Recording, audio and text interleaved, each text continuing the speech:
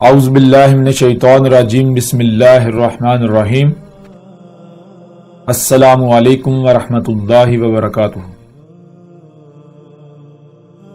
ناظرین، ہمارا آج کا موضوع ہے اللہ۔ اللہ کیا ہے؟ اللہ کی ذات کیا ہے؟ یہ موضوع نہ صرف انتہائی پیچیدہ ترین موضوع ہے بلکہ یہ سب سے اہم ترین موضوع ہے۔ اس کے علاوہ یہ موضوع بنیاد ہے۔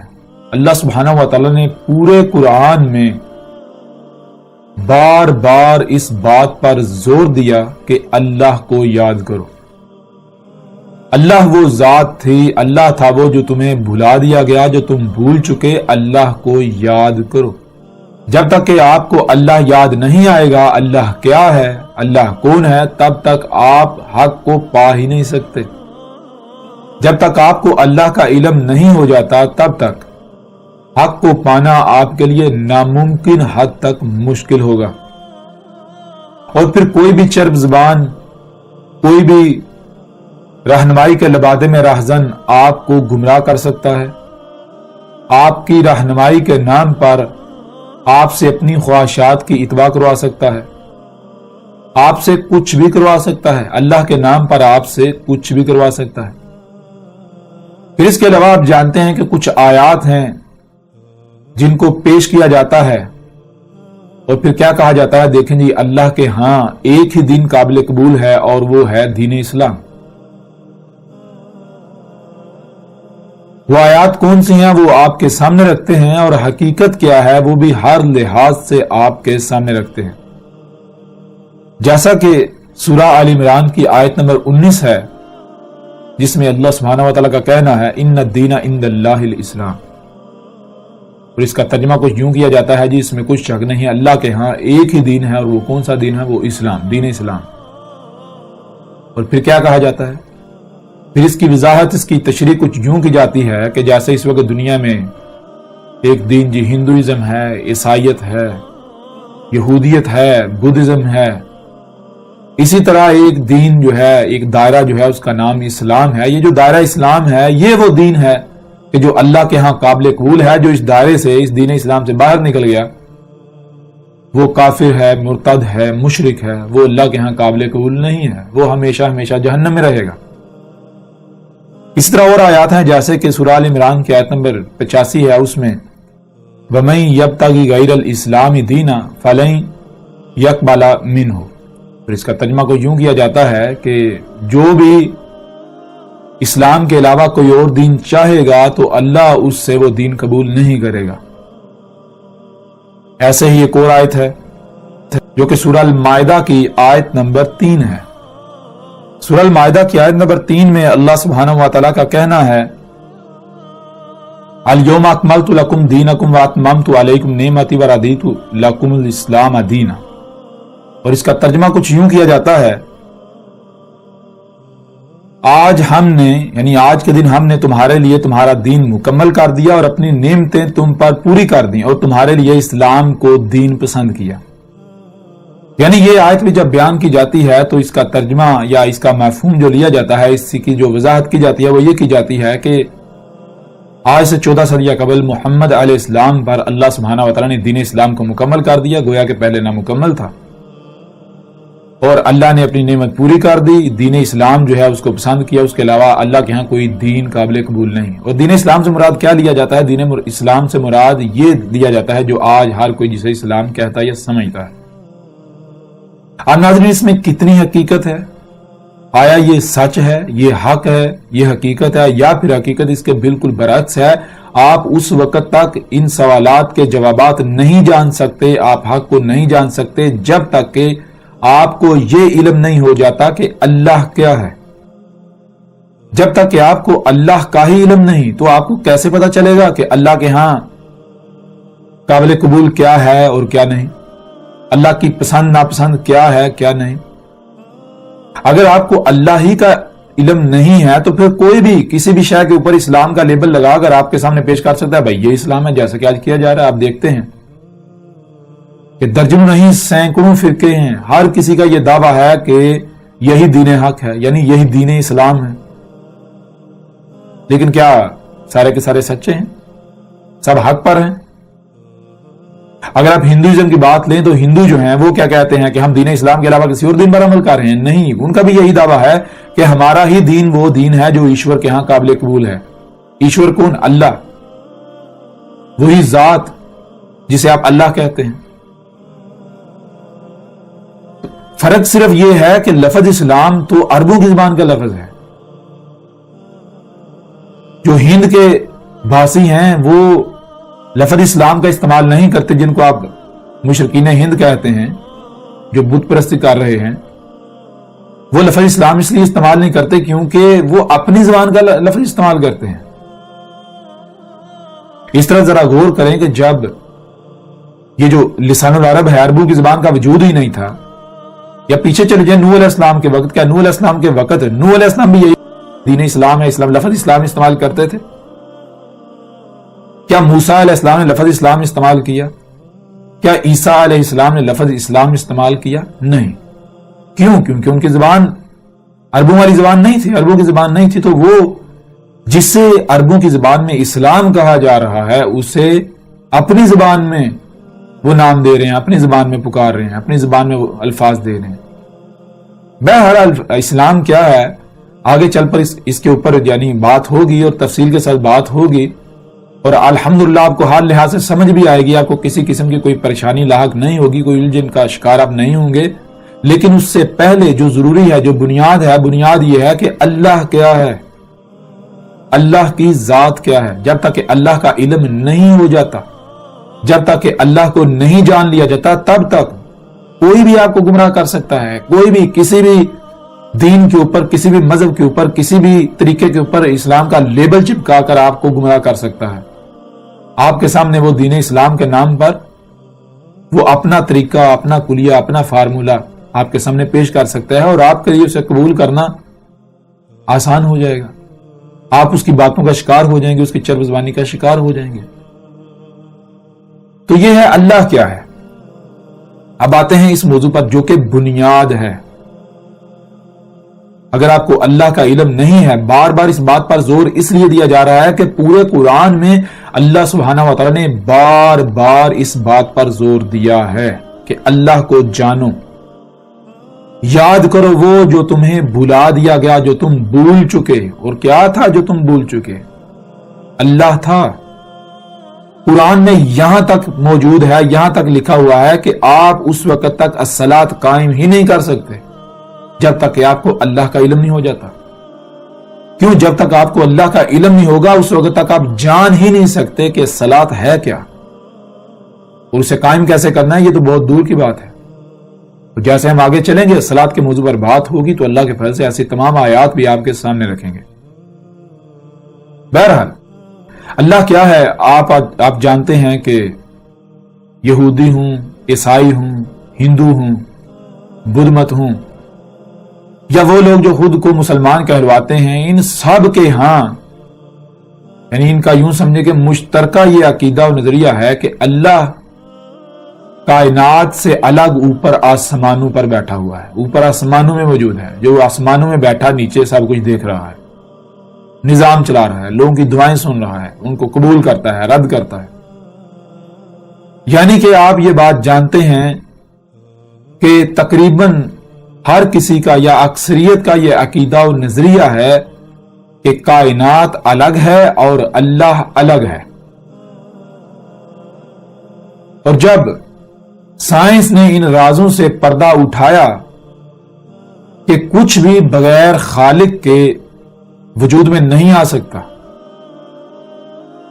جسے آپ سائنس کہتے ہیں، یعنی یہ ریزننگ کر کے یا مخلوقات کی چیر پھاڑ کر کے جو علم حاصل کیا گیا، تو اس علم کی بنیاد پر یعنی جب فطرت کے قوانین کو ڈسکور کیا گیا، انہیں دریافت کیا گیا، تو یہ بات سامنے آئی کہ اس کائنات کے اندر کوئی ایک ذرہ بھی ایسا نہیں ہے کہ جو خالق کے بغیر وجود میں آ سکے. اب یہ بات سامنے آنا تھی کہ جو مذہبی طبقہ ہے ان کے ہاتھ اپنی طرف سے ایک بہت بڑی دلیل لگ گئی.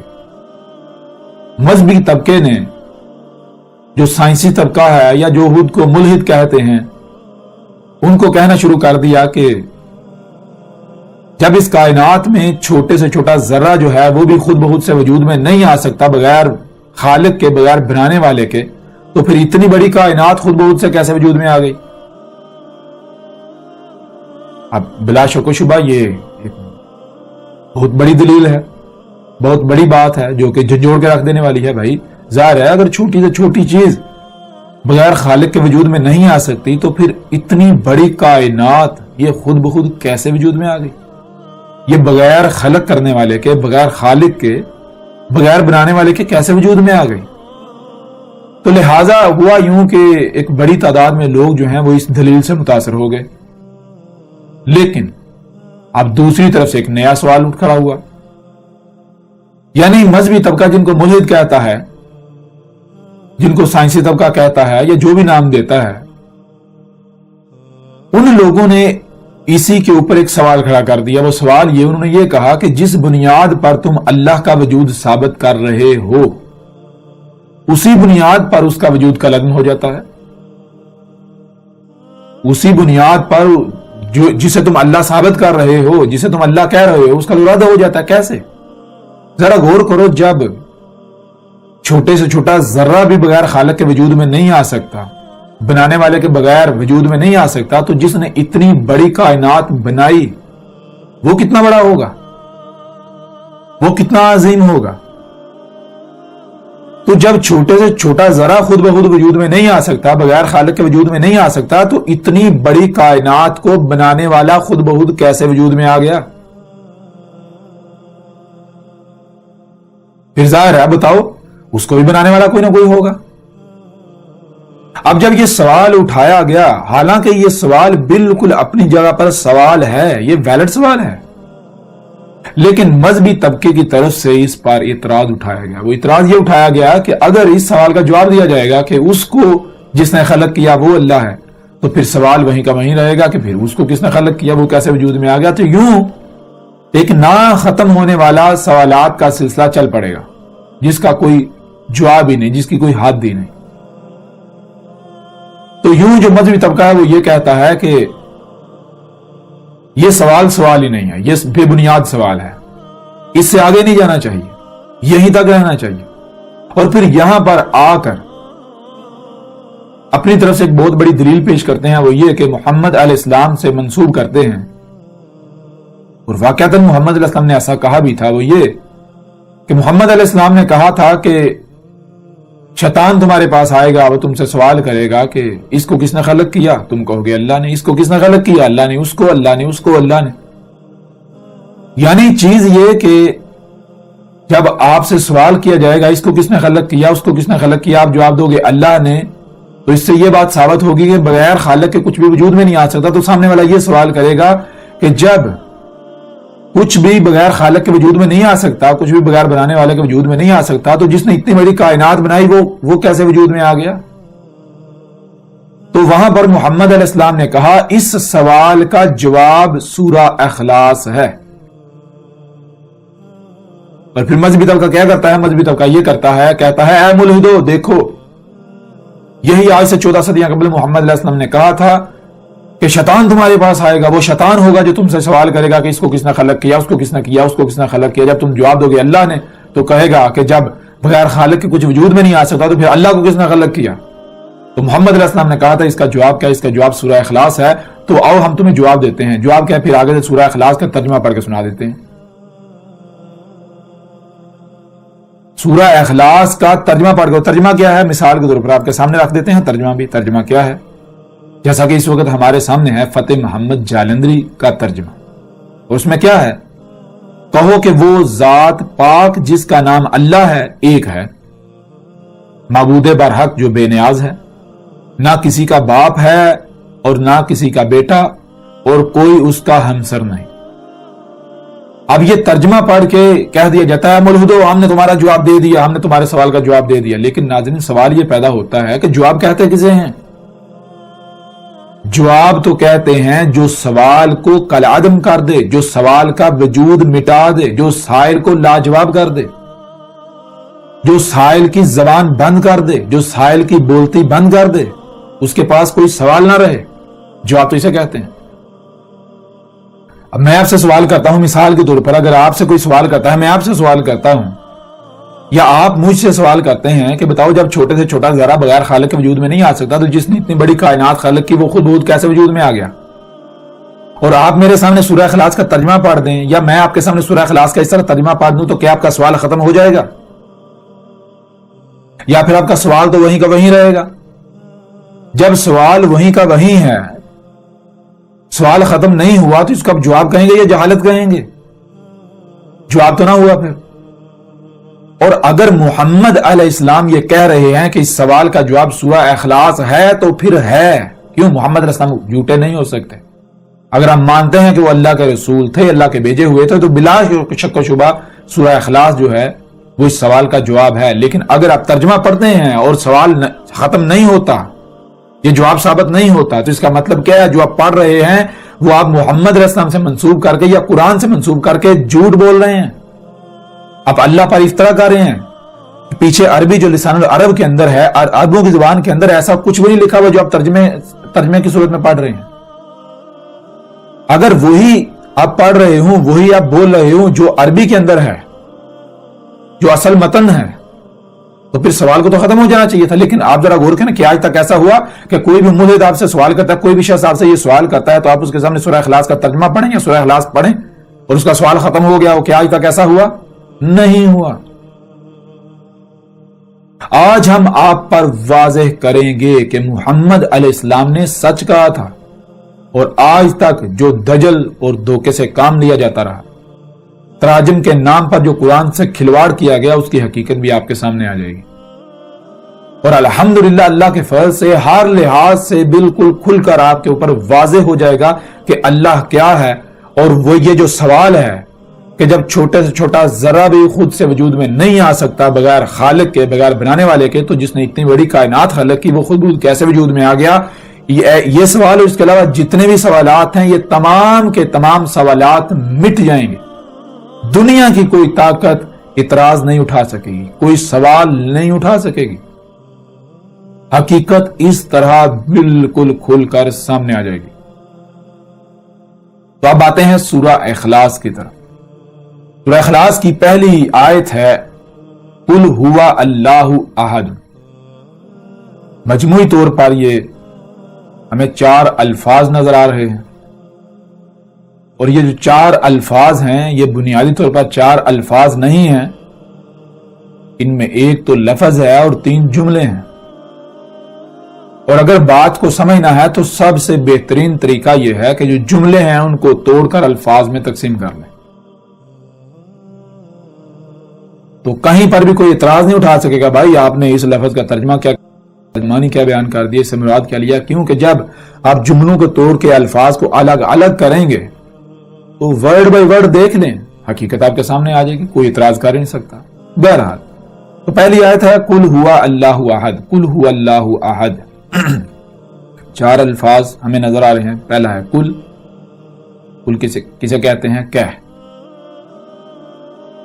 اب سب سے پہلا سوال تو یہ پیدا ہوتا ہے کہ یہ کون کہہ رہا ہے کہہ؟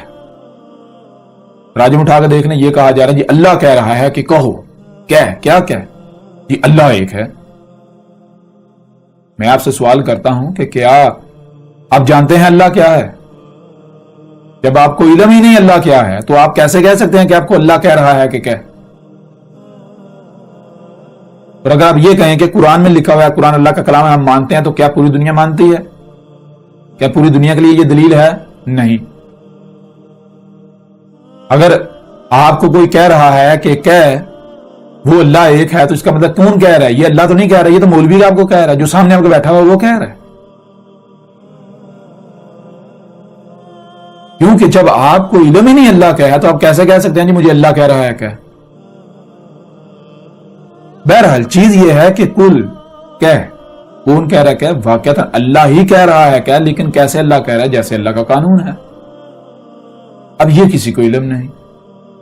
اللہ کا قانون کیا ہے؟ اللہ کا قانون یہ ہے کہ اللہ سبحانہ و تعالیٰ نے بار بار یہ کہا غور و فکر کرو، غور و فکر کرو، غور و فکر کرو، غور و فکر کرو، غور و فکر کرو۔ جب آپ غور و فکر کریں گے تو آپ یہ کہنے پر مجبور ہو جائیں گے ہوا اللہ احد۔ آپ یہ کہنے پر مجبور ہو جائیں گے. یہ ہے اللہ کا کہنا. اس طرح اللہ کہہ رہا ہے کہو. کہنا پڑے گا آپ کو. کیا کہنا پڑے گا؟ ہوا. اللہ ہوا جو ہے وہ کیا ہے؟ اللہ اللہ ہے. اب ہوا کیا ہے؟ اب یہاں سب سے پہلا سوال یہ ہے کہ ہوا کیا ہے؟ جب تک ہوا کو نہیں جان لیتے اب آگے جا نہیں سکتے. کیوں ہوا کو اللہ کہا جا رہا ہے؟ ہوا کیا ہے؟ ہوا اللہ ہے. اب سوال یہ پتا تھا ہوا کیا ہے. ترجمہ کو ڈال دیکھیں تو ترجمے کے اندر لکھا ہوا ہوا کا ترجمہ وہ لکھا ہوا ہے. اب میں سوال کرتا ہوں دنیا کے کسی مترجم سے, کسی عالم سے, یہ میں چیلنج کرتا ہوں کہ ہوا کا ترجمہ وہ ثابت کر کے دکھائیں, وہ کر کے دکھائیں. کیسے انہوں نے کر دیا؟ کیونکہ آپ خود غور کریں, ہوا جو ہے دو الفاظ کا مجموعہ ہے, مرکب ہے. ہوا ایک لفظ نہیں ہے, ہوا جملہ ہے, دو الفاظ کا مجموعہ ہے. دونوں لفظ ایک ایک حرف پر مشتمل ہیں. ان میں پہلا لفظ جو ہے وہ گول والی ہے اور دوسرا واؤ ہے. پہلا گول والی ہے اور دوسرا واؤ. اب سب سے پہلے ہمیں یہ جاننا ہے کہ گول والی ہے جو ہے اس کے معنی کیا ہے اور واؤ کے معنی کیا ہے. اور گول والی ہے جو ہے وہ استعمال ہوتی ہے کسی بھی شے کی طرف اشارے کے لیے.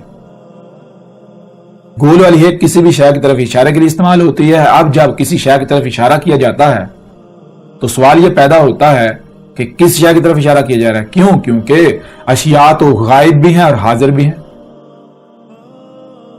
آیا کہ غائب کی طرف اشارہ کیا جا رہا ہے یا پھر حاضر کی طرف؟ یہ واضح کرنا پڑے گا. پھر غائب دو ہیں, ایک ماضی ہے ایک مستقبل ہے. ماضی بھی غائب, مستقبل بھی غائب. جو حاضر ہے وہ کیا ہے؟ حال. حال جو ہے وہ حاضر ہے. یعنی اگر غیب کی طرف اشارہ کیا, ایسی شے کی طرف اشارہ کیا جاتا ہے جو کہ غیب ہے, جو موجود نہیں ہے, تو وہ پھر دو طرح کے اشارے ہوں گے, یا تو ماضی کی شے ہے یا پھر مستقبل کی شے ہے. تو یہ گول والی ہے جو ہے, جو اعراب ہیں وہ کیا ہیں؟ اگر سب سے پہلے یہاں پر اعراب کو سمجھ لیں, آگے جانا آپ کے لیے بالکل آسان ہو جائے گا. آپ ایسا کریں کہ ایک لائن لگائیں, یہاں سے ترچھی جیسے ڈلوان ہوتی ہے, یہاں سے ایسے لائن لگائیں. وہ لائن اوپر سے ایسے نیچے آ رہی ہے, یہاں سے گول چکر کھا کے پھر نیچے سے پھر آگے جا رہی ہے. یہ کیا ہے؟ یہ لائن ادھر سے چلتی آ رہی, یہاں سے گول چکر پھر نیچے سے آگے جا رہی. یہ کیا ہے؟ اس کو کہتے ہیں وقت کی لائن, وقت کی پٹی, وقت. یہ کیا ہے؟ یہ ہے وقت. تو یہ جو درمیان گول ہے اس کے اوپر پیچھے ایک لائن ہے, یہ پیچھے جو ہے یہ ماضی ہے, اور جو آگے ہے نیچے لائن وہ ہے مستقبل. اور جو درمیان میں گول دائرہ ہے وہ کیا ہے؟ وہ سرکل, جو کہ آپ دیکھتے ہیں اس وقت ہر شے سرکل کے اندر چل رہی ہے, سرکل کے اندر چلتی چلتی آگے جا رہی ہے. ہر شے سرکل کے اندر ہے, اور جیسے کہ ایک بال ہے وہ گھومتی گھومتی آگے جا رہی ہے, آگے جا رہی ہے. تو یہ ہے وہ گول والی ہے جو اشیاء کی طرف اشارہ کر رہی ہے. اشیاء ہیں. تو یہ ہے, اب ان تینوں کو الگ الگ کریں, الگ کریں گے, توڑیں گے, تو جو پیچھے والی لائن ہے وہ الگ کریں گے, وہ زبر بن جائے گی. جو آگے والی لائن ہے اسے الگ کریں گے, وہ مستقبل بن جائے گا, آنے والا وقت, پیچھے گزرا ہوا وقت, زبر اور زیر. اور جو درمیان میں گول دائرہ ہے وہ اشارہ ہے اشیاء کی طرف. اب سوال یہ پیدا ہوتا ہے کہ کس شے کی طرف اشارہ ہے؟ غور کیجئے گا. اگر تو موجود شے کی طرف اشارہ ہے تو پھر کیا کیا جائے گا؟ شے جو سرکل کے اندر ہے اور اس کے بعد آگے جائے گی, تو گول والی ہے کے نیچے زیر جوڑی جائے گی تو وہ بن جائے گی پیش. پیش کے معنی بنیں گے کہ وہ شے جو موجود ہے, موجود حال کا صیغہ بنا دے گی پیش. اور واؤ جو ہے جب کسی لفظ کے آخر میں یعنی وہ جڑتا ہے تو وہ بھی حال کا صیغہ بنا دیتا ہے, واؤ اور پیش. زبر اور الف, زیر اور یہ کیا کرتے ہیں؟ زبر اور الف ماضی کا صیغہ بنا دیتے ہیں, ماضی کے وقت کی بات کرتے ہیں. واؤ اور پیش حال کی بات کرتے ہیں, اور جو زیر اور یہ ہے وہ مستقبل کی بات کرتے ہیں, مستقبل کا صیغہ بنا دیتے ہیں. اب ذرا غور کیجئے گا, زیر کسے کہتے ہیں؟ جر, بہنے کو. بہ کی ہے کوئی شے تو آگے جاتی ہے. اب کسی لفظ کے نیچے دو زیریں آ جائیں تو اس کا مطلب ہوتا ہے جتنا وہ شے آگے سے آگے جا سکتی ہے, جتنا اس میں پھیلاؤ آ سکتا ہے. یعنی کیا معنی بنے گا؟ مثال کے طور پر لفظ رسول ہے, رسول کے نام کے نیچے دو زیریں لگا دی تو اس کا مطلب ہے جتنے بھی رسول ہو سکتے ہیں. یہ بن جائے گا جمع کا صیغہ, کل رسول.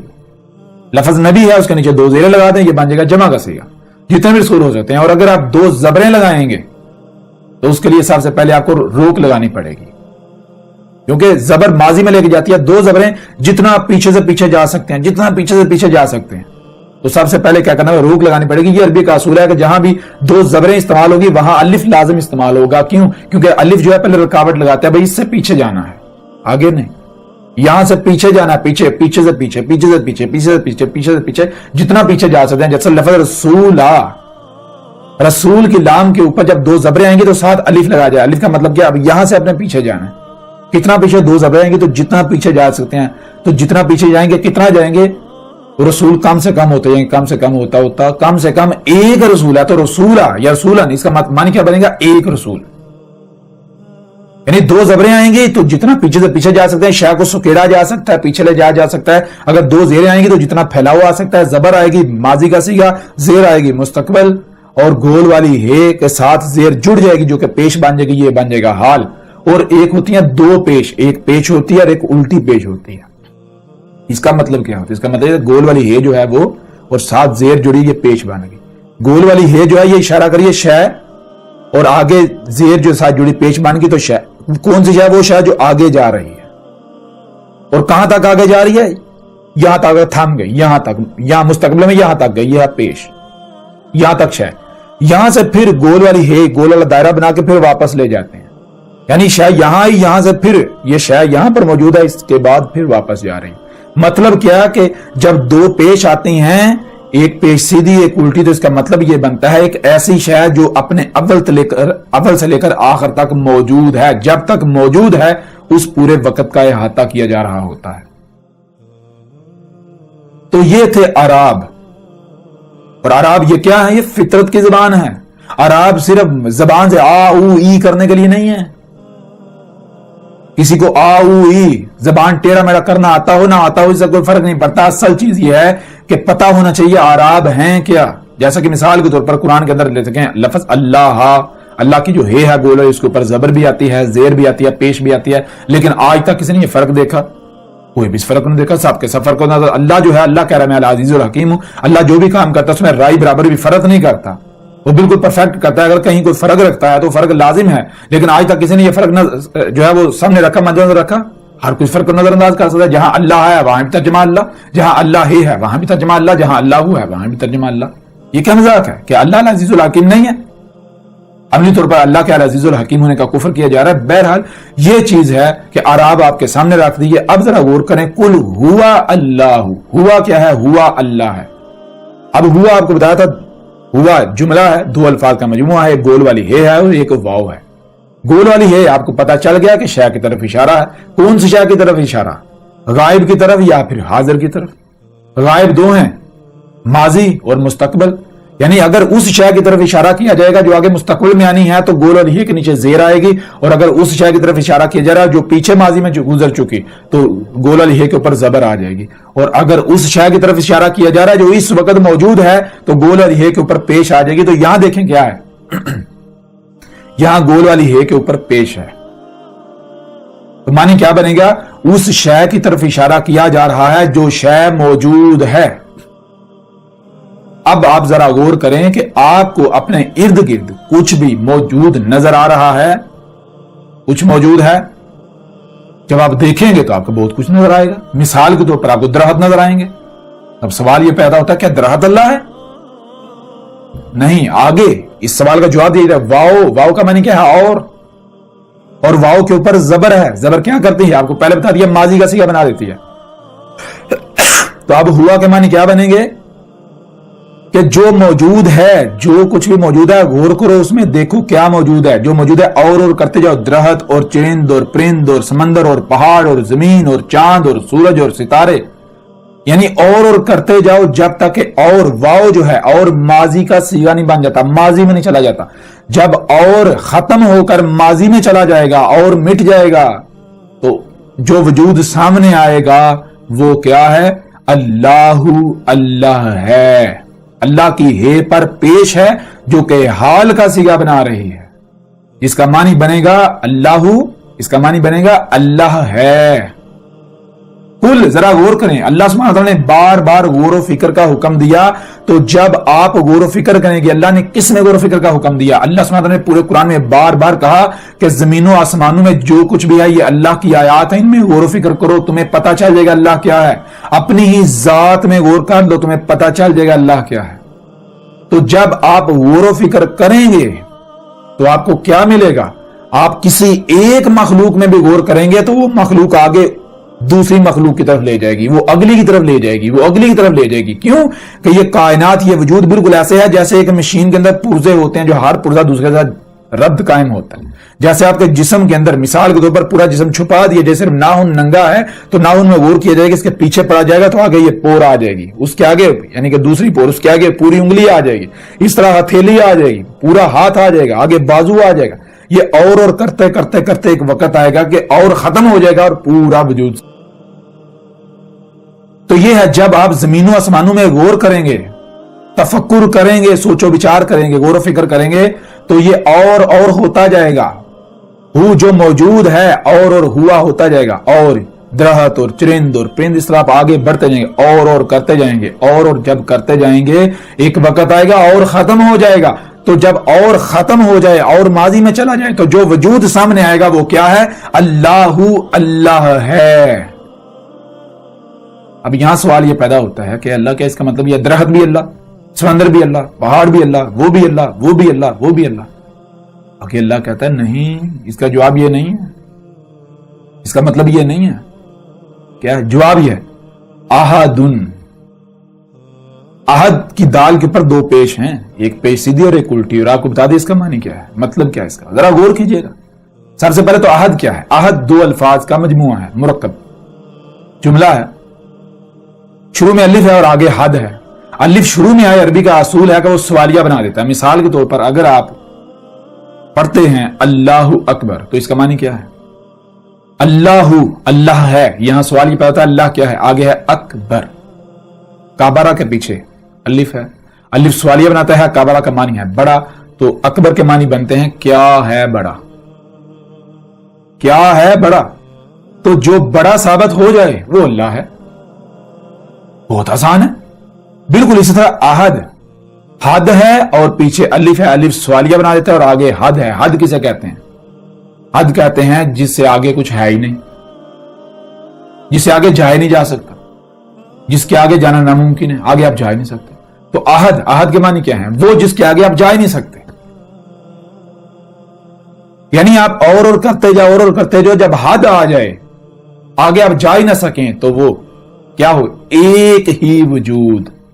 احد ایک ہی, اور کچھ ہے ہی نہیں. جیسے آپ اپنی ہی ذات میں غور کریں, مثال کے طور پر اگر آپ کا نام عمران ہے تو کیا ناخن کو عمران کہا جائے گا؟ نہیں. اگر پورا جسم چھپا دیا جائے, ناخن ننگا رہے تو یہ ناخن, اسے کہا تو ناخن جائے گا, لیکن یہ ناخن عمران کی آیت ہے. یہ ناخن عمران ہی کا وجود نظر آ رہا ہے. اور جب آپ اس کے پیچھے پڑیں گے تو یہ اور ہوتا جائے گا, ناخن اور انگلی اور ہتھیلی یعنی اور ہاتھ پورا اور بازو, اور اس طرح اور کرتے کرتے جب اور ختم ہو جائے گا تو پھر پورا وجود سامنے آ جائے گا. پورے وجود کو کیا کہا جائے گا؟ عمران. پورے جب اور ختم ہو جائے گا تو تمام اعضاء جو ہیں, تمام حصے جو ہیں, عضو جو ہیں, مخلوقات جو ہیں, ان کو جب ایک وجود کے طور پر دیکھا جائے گا تو وہ عمران ہے. بالکل ایسا ہی. اس کا مطلب یہ نہیں ہے کہ درخت بھی اللہ, چرند بھی اللہ, پرند بھی اللہ, یہ بھی اللہ نہیں. یہ درخت ہے, سمندر ہے اور پہاڑ ہے, اور کرتے جاؤ. جب اور ختم ہو جائے گا تو جب اور ختم ہو جائے تو جو وجود سامنے آئے گا وہ ایک ہی وجود سامنے آئے گا, اور جو وجود سامنے آئے گا وہ کون ہے؟ وہ اللہ ہے. تو مطلب کیا ہوا؟ مطلب یہ ہے کہ جو کچھ بھی آپ کو نظر آ رہا ہے یہ اللہ ہی کا وجود نظر آ رہا ہے. یہ درخت, چرند, پرند, یہ جو کچھ بھی ہے یہ اللہ کی آیات ہیں. آیات آیت کی جمع ہے. آیت کہتے ہیں پورے وجود کا چھپے ہوئے ہونا, پوری شے کا چھپے ہوئے ہونا, اس کا چھوٹا سا حصہ سامنے ہونا, جس کی گہرائی میں جانے سے, جس کے پیچھے پڑنے سے پورا وجود سامنے آ جائے. کس کا وہ حصہ ہے جو نظر آ رہا ہے وہ وجود سامنے آ جائے. تو زمین و آسمانوں میں جو کچھ بھی ہے یہ اللہ کی آیات ہیں. تو جب آپ ان آیات کے پیچھے پڑیں گے, پردے کو چاک کریں گے, تو کون سامنے آئے گا؟ ذرا جب اللہ کی آیات ہو اللہ ہی کو سامنے آنا پڑے گا نا, اللہ ہی سامنے آئے گا نا. تو یہ ہے قل ہوا اللہ احد. بات یہاں سے شروع نہیں ہو رہی کل اللہ کہہ رہے کو. اللہ تو یہ کہہ رہے آپ کو بار بار یہی دعوت دیے, غور و فکر کرو, غور و فکر کرو, غور و فکر کرو, غور و فکر کرو. زمین و آسمانوں میں غور و فکر ہو, اپنی ذات میں غور و فکر ہو. جب آپ غور و فکر کریں گے تو آپ یہ کہنے پر مجبور ہو جائیں گے. جب آپ زمین و آسمانوں میں غور و فکر کریں گے, کسی بھی مخلوق میں غور و فکر کریں گے, تو وہ مخلوق آگے دوسری کے ساتھ جڑی ہوئی ہے. جیسے وجود کے اندر اعضاء ایک دوسرے کے ساتھ کنیکٹڈ ہیں, ربط قائم ہے. جیسے مشین کے اندر پرزے ایک دوسرے کے ساتھ ربط قائم ہوتا ہے. ایک پرزے کے پیچھے جائیں گے وہ دوسرے کی طرف لے جائے گا, وہ آگے کی طرف لے جائے گا, وہ اگلی کی طرف لے جائے گا, یہاں تک کہ پوری مشین نہ سامنے آ جائے گی. بالکل اسی طرح جب آپ کسی بھی مخلوق میں غور کریں گے, کسی کے بھی پیچھے پڑیں گے, تو آپ آگے بڑھتے جائیں گے, اور ہوتا ہوتا ایک وقت آئے گا اور ختم ہو جائے گا, پورا وجود سامنے آئے گا. جو وجود سامنے آیا یہ کیا ہے؟ یہ اللہ ہے. اللہ, یہ ہے اللہ. اب ذرا غور کریں, اللہ کیا ہے؟ احد, ایک ہی وجود, اور کوئی ہے ہی نہیں, اور کوئی ہے ہی نہیں. ایک ہی وجود ہے اور کوئی ہے ہی نہیں. اور جتنے بھی مذاہب ہیں, ہر مذہب کی جو کتابیں ہیں ان کے اندر بھی یہی لکھا ہے. مثال کے طور پر جن کو آپ سکھ کہتے ہیں, ان کی آپ جو ہے مین بنیادی کتاب جو ہے گرو گرنتھ, اسے اٹھا لیں. کہاں سے شروع ہوتی ہے؟ شروع جہاں سے ہوتی ہے, پہلا لفظ کیا ہے؟ پہلا فقرہ ایک اونکار. یعنی یہ جو سورہ اخلاص ہے وہ لکھی ہوئی ہے سکھوں کی مذہبی کتاب کے اندر شروع میں. ایک اونکار. ایک اونکار کا مطلب کیا ہے؟ وہی قل ہوا اللہ احد. ایک اونکار, ایک ہی وجود ہے, اس کے علاوہ کچھ ہے ہی نہیں. ایک ہی وجود ہے اور کچھ ہے ہی نہیں. یہ ہے احد. اب ذرا آپ غور کریں, جب آپ کہتے ہیں کہ کائنات الگ ہے اور اللہ الگ ہے, تو پھر اللہ احد ہوا یا واحد ہوا؟ لسان العرب میں, عربوں کی زبان میں گنتی کہاں سے شروع ہوتی ہے؟ احد سے شروع ہوتی ہے یا واحد سے شروع ہوتی ہے؟ واحد سے. احد سے کیوں شروع نہیں ہوتی؟ احد سے اس لیے شروع ہوتی, جب احد کہیں گے تو احد, اس کے علاوہ کچھ ہے ہی نہیں. نہ آپ آگے جا سکتے ہو نہ پیچھے, ہر طرف حد ہے, وہی ہے بس, اور کچھ ہے ہی نہیں. اور جب واحد کہیں گے تو واحد کا کیا معنی ہے؟ واحد, واو پلس احد. واحد, واو کا معنی اور, احد ایک, تو واحد کے معنی بنیں گے اور ایک. یہ اس لیے عربوں کی زبان میں جو گنتی شروع ہوتی ہے, واحد اسنان ثلاثہ اربع خمسہ, واحد سے شروع ہوتی ہے. واحد کا مطلب کیا ہے؟ واحد کا معنی ہے اور ایک. اور ایک کا مطلب کیا ہے؟ اس ایک کے علاوہ اور بھی ہے, ایک بھی اور بھی ہے. واحد اور ایک. تو جب آپ یہ کہتے ہیں کہ اللہ الگ ہے اور کائنات الگ ہے, تو آپ کیا کہہ رہے ہیں؟ آپ کہہ رہے ہیں کائنات اور اللہ, کائنات اور اللہ ایک. تو اس کا مطلب کیا ہوا؟ اللہ تو واحد ہو گیا, اور ایک واحد.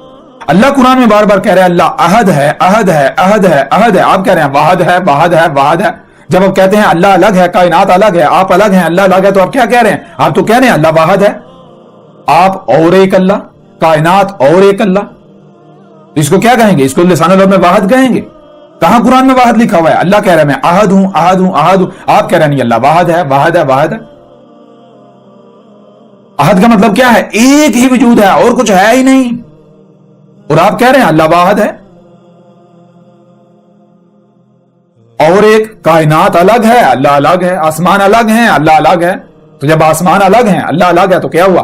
آسمان اور ایک اللہ, اور ایک. عربوں کی زبان میں واحد کہا جائے گا, احد نہیں کہا جائے گا. جب احد کہیں گے تو اس کا مطلب کیا؟ اور کچھ ہے ہی نہیں, ایک ہی وجود ہے. جیسے آپ کا جسم ہے, آپ کی اہمیت و حیثیت اس وجود کے اندر کیا ہے؟ جیسے آپ کے جسم کے اندر ہاتھ ہیں, زبان ہے, آنکھیں ہیں, کان ہیں. جیسے جسم کے اندر ایک خلیہ ہے, اللہ کے وجود کے اندر یہ زمین بالکل ایسی ہے جیسے آپ کے وجود کے اندر ایک خلیہ ہے. اور آپ کی اللہ کے وجود میں اہمیت و حیثیت بالکل ایسی جیسے ایک خلیے کے اندر ایک چھوٹی سی مخلوق ہوتی ہے. ذرا غور کریں, ایک خلیہ اس کی کتنا حجم ہوتا ہے. اگر 10 لاکھ خلیے ایک مقام پر رکھے جائیں تو عام انسانی آنکھوں سے نہیں دیکھ سکتی. باریک سے باریک سوئی کی نوک جتنی وہ جگہ گھیرتے ہیں, 10 لاکھ خلیے. اتنا چھوٹا ہوتا ہے خلیہ. اور اس ایک خلیے کے اوپر ذرا غور کریں, ایک مخلوق وہ اگر اپنے ارد گرد دیکھتی ہے تو اس کو کیا نظر آئے گا؟ خلیہ آپ کے وجود میں, اس خلیے کے اوپر جو مخلوق ہے کیا وہ الگ ہے اور آپ الگ ہیں؟ نہیں. اور جب وہ مخلوق اپنے ارد گرد دیکھے گی اس کو کیا نظر آئے گا؟ کیا آپ کے علاوہ کچھ اور نظر آئے گا؟ آپ ہی کا وجود نظر آئے گا یا نہیں؟ بالکل اسی طرح آپ اللہ کے وجود میں, یہ جو زمین ہے یہ ایک خلیہ ہے, اس خلیے کے آپ نیوکلیس ہیں, آپ ایک مخلوق. اور جب آپ اپنے ارد گرد دیکھتے ہیں تو آپ کو جو کچھ بھی نظر آتا ہے یہ اللہ ہی کا وجود نظر آتا ہے اور کچھ نظر نہیں آتا. اور وہ وجود کتنا بڑا ہے یہ آنکھیں ادراک نہیں کر سکتی, اس کا آنکھیں جو ہیں یہ ادراک نہیں کر سکتی, آنکھوں کی رینج کے اندر وہ وجود نہیں آ سکتا. ہاں وہ وجود جو ہے جو کچھ بھی آپ کو نظر آ رہا ہے اس کا ادراک کر رہے ہیں, اسی کے اندر آ رہا ہے.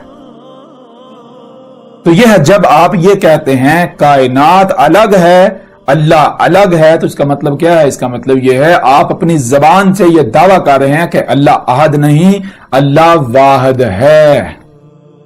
اور پھر آگے بڑھیں, اگلی آیت کیا ہے؟ اللہ ہے الصمد. اللہ کیا ہے؟ اللہ صمد ہے, الصمد ہے. صمد کے معنی کیا ہے؟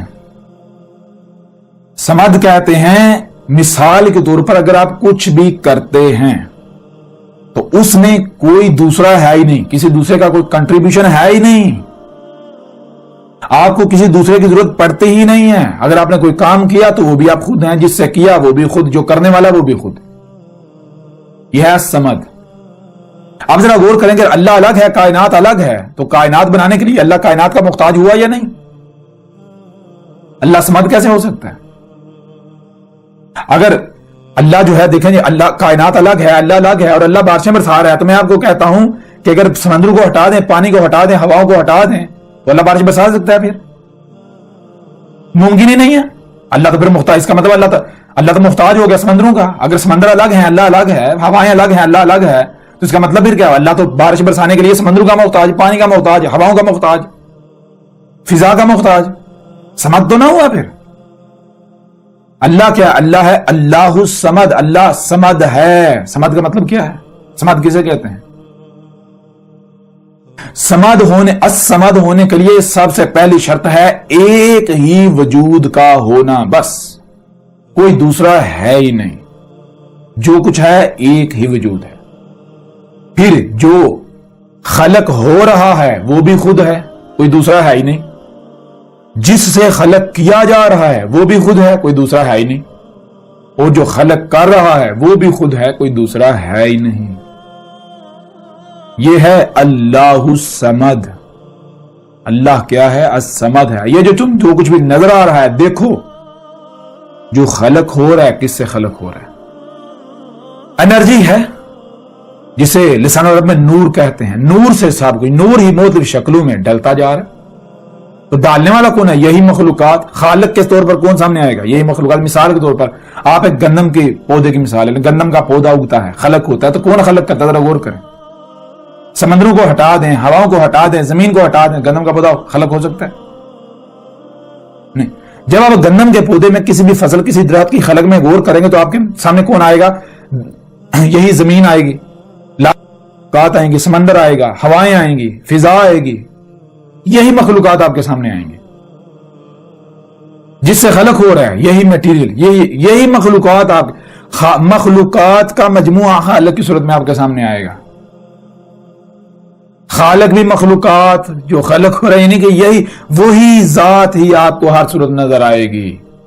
آپ اپنی ہی تخلیق میں غور کریں, آپ کی تخلیق کیسے ہوئی. آپ کی تخلیق کے پیچھے یہی مخلوقات سامنے آئیں گی خالق کے طور پر. تو یہ ہے اللہ الصمد. الصمد کے معنی کیا ہیں؟ الصمد کے لیے سب سے پہلی شرط ایک ہی وجود کا ہونا, اس کے علاوہ کچھ ہے ہی نہیں. دوسری بات کہ جو خلق ہو رہا ہے وہ بھی خود ہے, جو خلق کر رہا ہے وہ بھی خود ہے, جس سے خلق کیا جا رہا ہے وہ بھی خود ہے, کوئی دوسرا ہے ہی نہیں. یہ ہے اللہ الصمد. اور اگلی آیت دیکھیں, لم یلد ولم یولد. لم یلد, لم ہرگز نہیں, بالکل نہیں. کیا نہیں؟ یلد.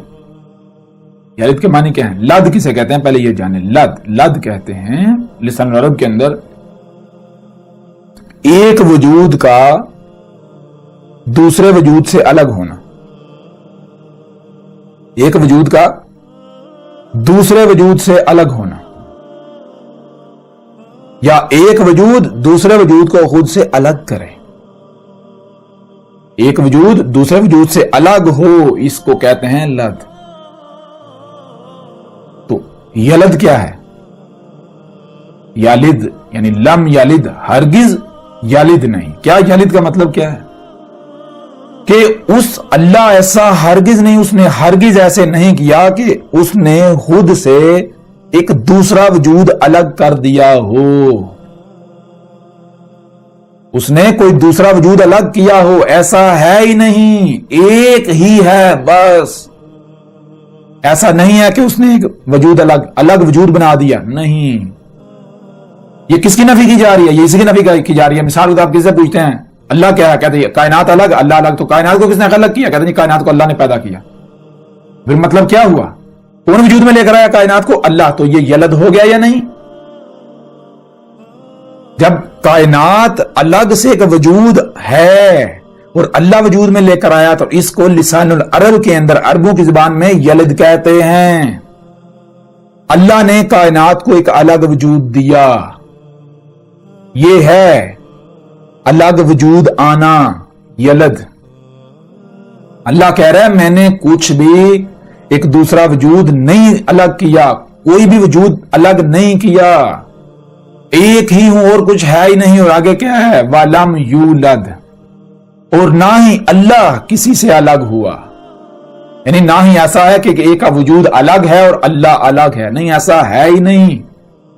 لم یلد ولم یولد، اور یہی چیز اللہ سبحانہ وتعالی نے قرآن میں کئی مقامات پر بالکل واضح کر دی۔ کیا واضح کر دی؟ ذرا غور کیجئے گا۔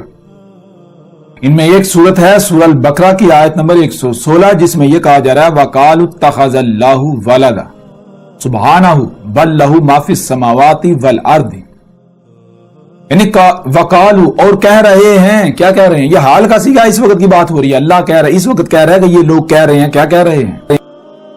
کہہ رہے ہیں اتخذ اللہ ولدا، اللہ جو ہے اس نے ولد اخذ کر لیا۔ اللہ نے ایک الگ وجود میں لایا۔ کیسے کہہ رہے ہیں؟ ذرا غور کریں۔ کوئی زبان سے نہیں کہہ رہا، یہ اپنے عمل سے اور زبان سے بھی کہہ رہے ہیں، لیکن عربوں کی زبان میں نہیں، اپنی زبان میں کہہ رہے ہیں۔ کیا کہہ رہے ہیں؟ کہہ رہے ہیں اللہ الگ ہے اور کائنات الگ۔ تو مطلب کیا ہے اس کا؟ مطلب یہی تو ہے، اللہ نے ولد اخذ کر لیا۔ اور اس کا کیا مطلب ہے؟ جب اللہ الگ ہے، کائنات الگ ہے، اور کائنات جب نہیں تھی تو کون وجود میں لے کے آیا؟ جی اللہ وجود میں لے کے آیا۔ تو اللہ نے الگ سے وجود، کائنات کو الگ سے وجود دیا، تو مطلب کیا؟ اسی کو تو کہتے ہیں لسان العرب میں ولد اخذ کر لینا۔ اللہ کیا کہہ رہے ہیں؟ اللہ کہہ رہے ہیں سبحانہ، وہ تو سبحان ہے، اور اس نے ولد اخذ نہیں کیا، کوئی دوسرا وجود اس نے وجود میں لایا ہی نہیں، وہ خود اپنا شریک لا کر کھڑا کیا گیا۔ یہ کیسے ہو گیا؟ تم ہو جو کفر کرتے ہو اس بات کا، تم اس کے شریک بنتے ہو، تم کہتے ہو جی ہمارا الگ سے وجود ہے۔ اللہ نے ولد اخذ نہیں کیا، اللہ نے کوئی دوسرا وجود میں نہیں لایا، وہ ایک ہی وجود ہے، ایک ہی ذات ہے، اس کے علاوہ کچھ ہے ہی نہیں۔ اور دیکھیں آج دن رات زبان سے نہیں کہا جا رہا اللہ الگ کائنات الگ، اللہ الگ کائنات الگ، اللہ الگ کائنات الگ، جس کا مطلب کیا؟ کائنات اور اللہ، ایک تو اللہ احد نہیں، واحد ہے، دوسرا اس نے ولد اخذ کر لیا، کائنات کو اللہ وجود میں لے کر آیا۔ تو اگر کائنات الگ وجود ہے تو اللہ نے دیکھا نا، ایک اللہ ہو گیا، ایک الگ وجود کائنات، تیسرے تو کہتے ہیں ولد۔ تو یہ اللہ سبحانہ وتعالی نے سورہ البقرہ کی آیت نمبر 116 میں اس بات کی نفی کری، اور آگے اللہ کہہ رہا ہے بل لہو ما فی السماوات والارض، بلکہ حقیقت کیا ہے؟ حقیقت یہ ہے لاہو، اسی کا ہے، ما فی السماوات والارض، جو کچھ بھی آسمانوں میں اور جو زمین میں اسی کا ہے۔ کیسے؟ جیسے مثال کے طور آپ کہتے ہیں کہ دیکھیں یہ ہاتھ، پاؤں، ٹانگیں، ناک، کان، یہ کس کا ہے؟ جی میرا ہے۔ یہ ناک کس کا ہے؟ میرا ہے۔ ہاتھ کس کے ہیں؟ میرے ہیں۔ تو آپ یہ ہاتھ کس کے لیے کام کریں گے؟ اپنے وجود کے لیے۔ تو یہ اللہ کہہ رہا ہے، اللہ کہہ رہا ہے یہ زمین و آسمان میں جو کچھ ہے اسی کا ہے، یہ اسی کا وجود ہے۔ اور کس صورت میں اس کا وجود ہے اور کس صورت میں اس کا وجود نہیں ہے؟ شریک ہوگا۔ جیسے آپ کے ہاتھ ہیں، اگر آپ کے ہاتھ آپ ہی کے غلام ہیں، اپنے وجود کے لیے کام کرتے ہیں، تو یہ ہاتھوں کا کام کرنا آپ کا کام کرنا، آپ ہیں، آپ کا کام ہے۔ اور اگر یہ ہاتھ کسی اور کی بات مانتے ہیں تو وہ کام آپ کا کرنا نہیں، وہ دوسرے کا کام کرنا، یہ ہے شریک۔ ہاتھ شریک بن جائیں گے۔ ہاتھ وہ نہیں کر رہے جو آپ کہہ رہے ہیں، ہاتھ اپنی من مانی، اپنی مرضی کر رہے ہیں، کسی دوسرے کی مان رہے ہیں۔ تو یہ ہے اگر کوئی بھی اللہ کا یعنی کہ پتہ چل گیا اللہ کیا ہے، یہی وجود ہے. کوئی اس وجود کے اندر اپنے مقام پر رہتا ہے تو وہی ذات ہے، وہ اسی کا عضو ہے، وہ اسی کا حصہ ہے، اسی کی آیت ہے. اور اگر کوئی یہ کہتا ہے کہ اللہ الگ ہوں، میں الگ ہوں، اور کائنات میں وہ اللہ کے وجود میں چھیڑ چھاڑ کرتا ہے تو وہ اللہ کا شریک بن رہا ہے. اللہ نے گھوڑے، گدھے، خچر آپ کی سواری کے ذرائع، آپ کے کھانے پینے کے جو کچھ بھی وہ خلق کرتا ہے، کیسے خلق کرتا ہے ذرا غور کریں، فطرت کیسے وجود میں لاتی ہے. اور اگر آپ اپنا الگ سے وجود کے دعوے دار بن کر اس کی ضد پر اترتے ہیں تو آپ عملی طور پر اس کے شریک بن رہے ہیں. آپ یہ کہہ رہے ہیں تو الگ ہے، ہم الگ ہیں، ہم اپنی مرضیاں کریں گے. یہ ہے، یہ آج ہر کوئی اپنے عمل سے دعویٰ کر رہا ہے کہ اللہ نے ولد اخذ کر لیا، اور یہ اپنے آپ کو دین کے ٹھیکیدار، اللہ کے نمائندہ کہلوانے والے. یہ ایسی جتنی بھی آیات ہیں یہ عیسائیوں کے اوپر فٹ کر دیتے ہیں. قرآن آپ سے خطاب کر رہے ہیں، عیسائیوں سے کر رہا ہے خطاب اس وقت. بہرحال اس طرح آگے بڑھے تو آگے بھی کچھ آیات ہیں ایسے ہی. یہی بات سورہ یونس کی آیت نمبر 68 میں ہے، 68 میں. اس میں قالوا اتخذ اللہ ولدا سبحانہ هو الغنی لہ ما فی السماوات و ما فی الارض. یہاں بھی وہی بات کی گئی. یہ کیا کہ یہ تو یہ کہہ رہے ہیں کہ اللہ نے ولد اخذ کر لیا، اللہ الگ ہے، کائنات الگ ہے، تو اللہ یہ واحد ہو گیا، احد تو نہ ہوا. اللہ کہہ رہا ہے وہ اس سے پاک ہے، اس نے کوئی دوسرا وجود میں نہیں لایا. وہ اپنا ہی شریک بلا تھوڑی کھڑا کرے گا، ایسا کیسے ہو سکتا ہے؟ اگر اللہ الگ ہے، کائنات الگ ہے تو شریک تو ہو گئی. شریک کسے کہتے ہیں؟ شریک تو کہتے ہیں ایک کے ساتھ دوسرا. تو جب کائنات الگ ہے، اللہ الگ ہے تو شریک تو ہو گیا، ولد ہو گیا، شریک ہو گیا، وہ احد ہی نہ رہا، واحد ہو گیا. اسی طرح سورہ الاسراء کی آیت نمبر 111 میں ہے وَقُلِ الْحَمْدُ لِلَّهِ الَّذِي لَمْ يَتَّخِذْ وَلَدًا وَلَمْ يَكُنْ لَهُ شَرِيكٌ فِي الْمُلْكِ وَلَمْ يَكُنْ لَهُ وَلِيٌّ مِنَ الذُّلِّ. تو اس آیت میں بھی بالکل واضح کر دیا گیا وَقُلِ الْحَمْدُ لِلَّهِ، اور کیا کہ اللہ کے لیے ہے ہی حمد. یعنی اللہ زی وہ ذات ہے لم یتخذ ولدا، جس نے ہرگز ولد اخذ نہیں کیا، کوئی دوسرا وجود اس نے وجود میں لایا ہی نہیں. ایک ہی وجود ہے اور اس کے علاوہ کچھ ہے ہی نہیں. ولم یکن لہ شریک، اور کسی کے لیے ایسا ہے ہی نہیں کہ کوئی شریک بنے اس کا، کوئی دوسرا وجود اس کے لیے، کوئی دوسرا یعنی کہ دوسرا وجود ممکن نہیں ہے ہی نہیں. اور اگر کوئی شریک بنے گا تو اسے برداشت نہیں کرے گا. اگر آپ فطرت سے مطابقت نہیں رکھیں گے، فطرت کی ضد بنیں گے تو وہ وجود آپ کو برداشت نہیں کرے گا. کیوں؟ آپ شریک ہونے کے دعوے دار ہیں.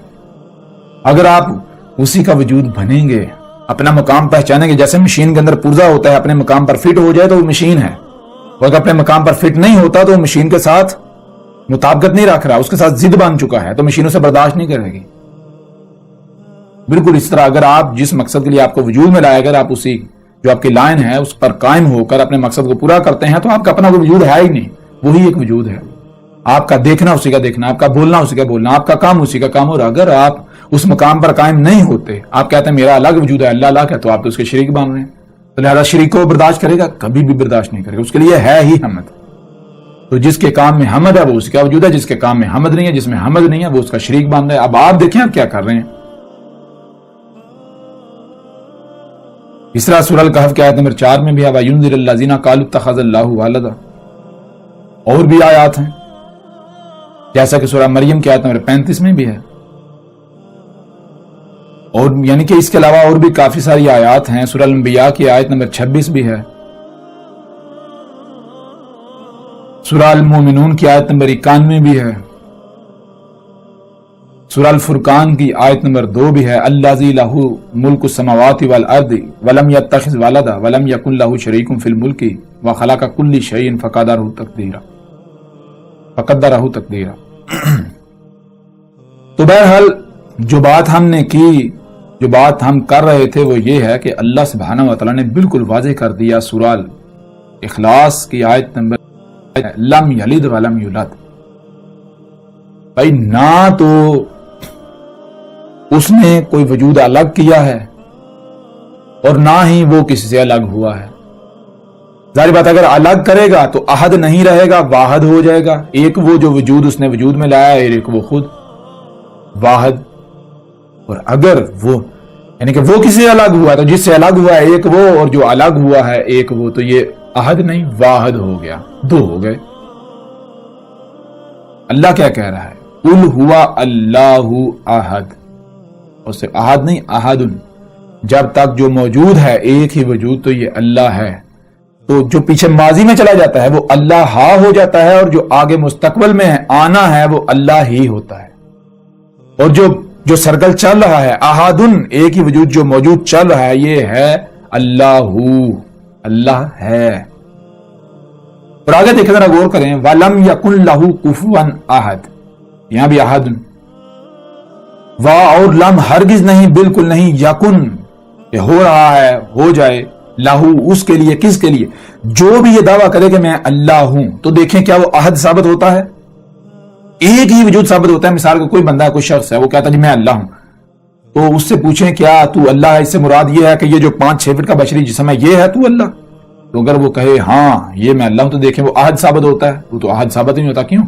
وہ واحد ہو جاتا ہے، وہ اور درخت اور چرند اور پرند اور سمندر اور پہاڑ اور زمین اور ستارے اور سیارے، اس طرح جو بھی جسے بھی کوئی بھی کہتا ہے کہ فلاں اللہ ہے، وہ اللہ ہے، تو دیکھیں وہ احد ثابت ہوتا ہے۔ جو احد ثابت ہو جائے وہ اللہ ہے، کیوں؟ اللہ کے علاوہ کوئی احد ثابت ہو گئی نہیں۔ تو یہ وَلَمْ يَكُنْ لَهُ كُفُوًا أَحَدٌ، کسی کے لیے ہے ہی نہیں کہ وہ کفایت کر جائے، احد ہو جائے، احد ثابت ہو جائے۔ جو احد ثابت ہو جائے گا وہی اللہ ہے۔ تو غور کریں، جو بھی اللہ ہونے کا دعویٰ کرے تو دیکھیں وہ احد ثابت ہوتا ہے، اگر تو احد ثابت ہو جائے تو وہ اللہ ہے، اگر احد ثابت نہیں ہوتا تو وہ اللہ نہیں ہے۔ اب آپ کے اوپر یہ بات بالکل کھل کر واضح ہو گئی، اللہ کیا ہے۔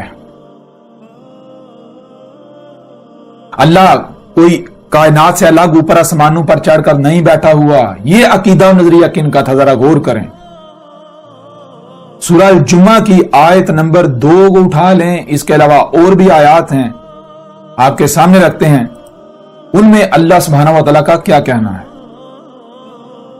سورہ الجمعہ کی آیت نمبر 2 میں اللہ سبحانہ و تعالیٰ کا کیا کہنا ہے؟ هو الذی، ہوا کیا ہے؟ ذرا غور کریں، ہوا دیکھیں کیا جو موجود ہے، اور کرتے جائیں تو جو موجود ہے اور کرتے جائیں، وہ وجود جو ہے، یہ وجود جو ہے یہ کیا؟ الذی، یہی وہ ذات ہے، کون ذات؟ اللہ۔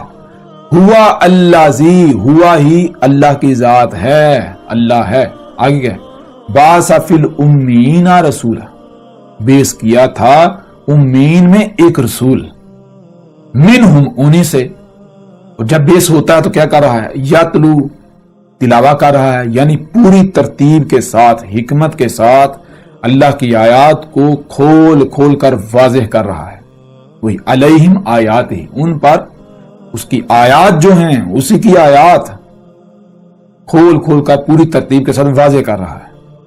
اور نتیجہ کیا نکلتا ہے؟ وہ یزکیہم، ان کا تزکیہ ہو رہا ہے، ان کو بالکل خالص بنا رہا ہے، ان کے اندر سے گندگیاں نکال رہا ہے، خالص اللہ کا غلام بنا رہا ہے۔ جیسے آپ کے وجود کے اندر ایک عضو ہوتا ہے، جیسے مشین کے اندر پرزا ہوتا ہے، جب پرزا پرفیکٹ ہو جائے، مشین کے اندر فٹ ہو جائے تو پھر وہ مشین ہے، اس کا اپنا کوئی وجود نہیں، بالکل ایسے ہی خالص بنا رہا ہے۔ وَيُعَلِّمُهُمُ الْكِتَابَ، اور جو الکتاب تھی اس کا وہ سکھا رہا ہے، الکتاب کا علم دے رہا ہے۔ کسی کو پتہ ہی نہیں الکتاب کیا ہے۔ بہرحال والحکمت، اور حکمہ کسے کہتے ہیں؟ کب، کہاں، کیوں، کیسے، کتنا، ان سوالات کے جو جوابات ہوتے ہیں، فیصلہ کرنا، کوئی کام کرنا ہے کب کرنا ہے، کہاں کرنا ہے، کیسے کرنا ہے، کیوں کرنا ہے، کتنا کرنا ہے، تو ان سوالات کے جو جوابات ہیں اس کو کہتے ہیں حکمہ۔ اور آگے وَإِن كَانُوا مِن قَبْلُ لَفِي ضَلَالٍ مُبِينٍ، یہ ہے اصل بات، وہ یہ ہے کہ اللہ یہ کہہ رہا ہے وا اور ان، اگر کانو قدر میں یہ بات کر دی گئی کہ ہو رہے ہیں، کیا ہو رہے ہیں؟ من قبل، اس سے پہلے، لفی، ان کے لیے کیا ہے؟ وہ کس میں ہیں؟ ان کے لیے ہے کہ وہ میں ہیں ضلال مبین، 100% ہر لحاظ سے کھلم کھلا گمراہیوں میں۔ یعنی اللہ سبحانہ و تعالیٰ نے اس آیت کے آخر میں بالکل واضح کر دیا، اپنا قانون بیان کر دیا کہ جب دنیا میں جو امیین ہیں وہ 100% ضلال مبین میں ہوتے ہیں، گمراہیوں میں ہوتے ہیں، نور کی ایک کرن بھی نہیں ہوتی، اس وقت ہوا یہی جو فطرت ہے یہ اپنا نمائندہ کھڑا کرتی ہے، رسول کھڑا کرتی ہے، بیس کرتی ہے اس وقت۔ یعنی اگر نور کی ایک بھی کرن ہو، رائی برابر بھی حق ہو، تو اللہ رسول بیس نہیں کرتا، یہ اللہ کا قانون ہے۔ اللہ سبحانہ وتعالیٰ نے اس آیت میں بالکل واضح کر دیا وَإِن كَانُوا مِن قَبْلُ لَفِي ضَلَالٍ مُبِينٍ، اگر رائی برابر بھی حق موجود ہو تو اللہ رسول بیس نہیں کرتا، اگر نور کی ایک بھی کرن ہو تو اللہ رسول بیس نہیں کرتا، اللہ اسی وقت رسول بیس کرتا ہے جب 100% گمراہیاں ہوتی ہیں، نور کی ایک کرن بھی ہوتی۔ میں اب آپ سے سوال کرتا ہوں کہ اللہ اوپر آسمانوں پر ہے، یہ کن کا عقیدہ و نظریہ ہے؟ یہودیوں اور عیسائیوں کا محمد علیہ السلام کی بعثت سے قبل یہ متفقہ عقیدہ تھا، اور آج بھی ہے کہ اللہ اوپر آسمانوں پر بیٹھا ہوا ہے۔ کائنات الگ ہے، اللہ الگ ہے۔ یہودیوں اور عیسائیوں کا یہ عقیدہ تھا، مشرکین عرب کا یہ عقیدہ تھا کہ زمین جیسے پلیٹ ہوتی ہے، 7 تہ در تہ پرتیں، یہ 7 زمینیں ہیں اور 7 آسمان ان کے گرد جو ہے یہ گیسوں کے ساتھ یہ جو ہے 7 آسمان ہیں، اور ان 7 آسمانوں کے اوپر تخت لگا ہوا، اس تخت کے اوپر اللہ بیٹھا ہوا ہے۔ وہ تخت کیا؟ وہ عرش ہے۔ یہ عقیدہ و نظریہ تھا کن کا؟ مشرکین عرب کا اور یہود و نصارہ کا، یہودیوں اور عیسائیوں کا، اور آج تک یہی عقیدہ چلا رہا ہے۔ میں آپ سے سوال کرتا ہوں کہ جب بنیاد ہی پرفیکٹ تھی، اگر اللہ یہی تھا جو یہودی عیسائی جسے کہہ رہے تھے، جسے مشرکین عرب کہہ رہے تھے، تو اللہ نے رسول بیس کیوں کیا؟ کیوں؟ اللہ خود اسی قرآن میں کہہ رہے ہیں کہ اللہ اپنے قانون کے خلاف ہی نہیں کرتا۔ جب اللہ کا قانون یہ ہے کہ اللہ رسول سے اسی وقت بھیجتا ہے جب دلال مبین میں ہوتے ہیں امین، تو پھر یہ کیسے ہو گیا کہ اتنے بڑے موضوع کے اوپر بنیاد میں وہ بالکل حق پر تھے، اللہ کے بارے میں بالکل ان کا عقیدہ و نظریہ حق تھا، اور اللہ نے رسول بیس کر دیا؟ کیسے ہو سکتا ہے؟ اگر تو وہ حق پر تھے، اللہ آسمانوں پر تھا، وہ حق پر تھے، تو اس کا مطلب یہ ہے کہ محمد اللہ کا رسول تھے ہی نہیں، محمد اللہ کا رسول تھا ہی نہیں۔ اور اگر محمد اللہ کا رسول آپ تسلیم کرتے ہیں تو اس کا مطلب یہ یہودی اور عیسائی جو اس وقت عقیدہ پایا جاتا تھا وہ بالکل باطل و بے بنیاد تھا، اس میں حقیقت بالکل نہیں تھی۔ اور یہی تو پورے قرآن کو اٹھا کر دیکھیں، محمد علیہ السلام نے کیا کہا؟ محمد علیہ السلام نے کہا اللہ اکبر۔ اللہ اکبر کے الفاظ پورے قرآن میں آپ کو نہیں ملیں گے۔ یہ تو محمد علیہ السلام نے کہا اللہ اکبر۔ جب انہوں نے کہا اللہ آسمانوں پر آیا تو محمد علیہ السلام نے اللہ اکبر۔ اللہ کیا ہے؟ غور کریں، اللہ ہے، اکبر کیا ہے جو بڑا ہے؟ دیکھو تم کہہ رہے ہو اللہ آسمانوں پر ہے، تو اگر اللہ آسمانوں پر ہے تو آسمان بڑے ہوئے یا اللہ؟ اور آسمان الگ ہے اور اللہ الگ ہے، تو اس کا مطلب کہ اللہ نے ولد اخذ کر لیا، وہ احد ہی نہ ہوا، وہ تو واحد ہو گیا۔ تو یہ محمد علیہ السلام نے کہا اللہ اکبر۔ اللہ ہے، کیا ہے؟ اللہ اکبر، جو بڑا ثابت ہو جائے اللہ ہے، بات ختم ہو جائے۔ اگر تو آسمانوں پر چڑھا ہوا بڑا ثابت ہوتا ہے تو اللہ ہے، اگر نہیں بڑا ثابت ہوتا تو پھر اللہ ہے ہی نہیں۔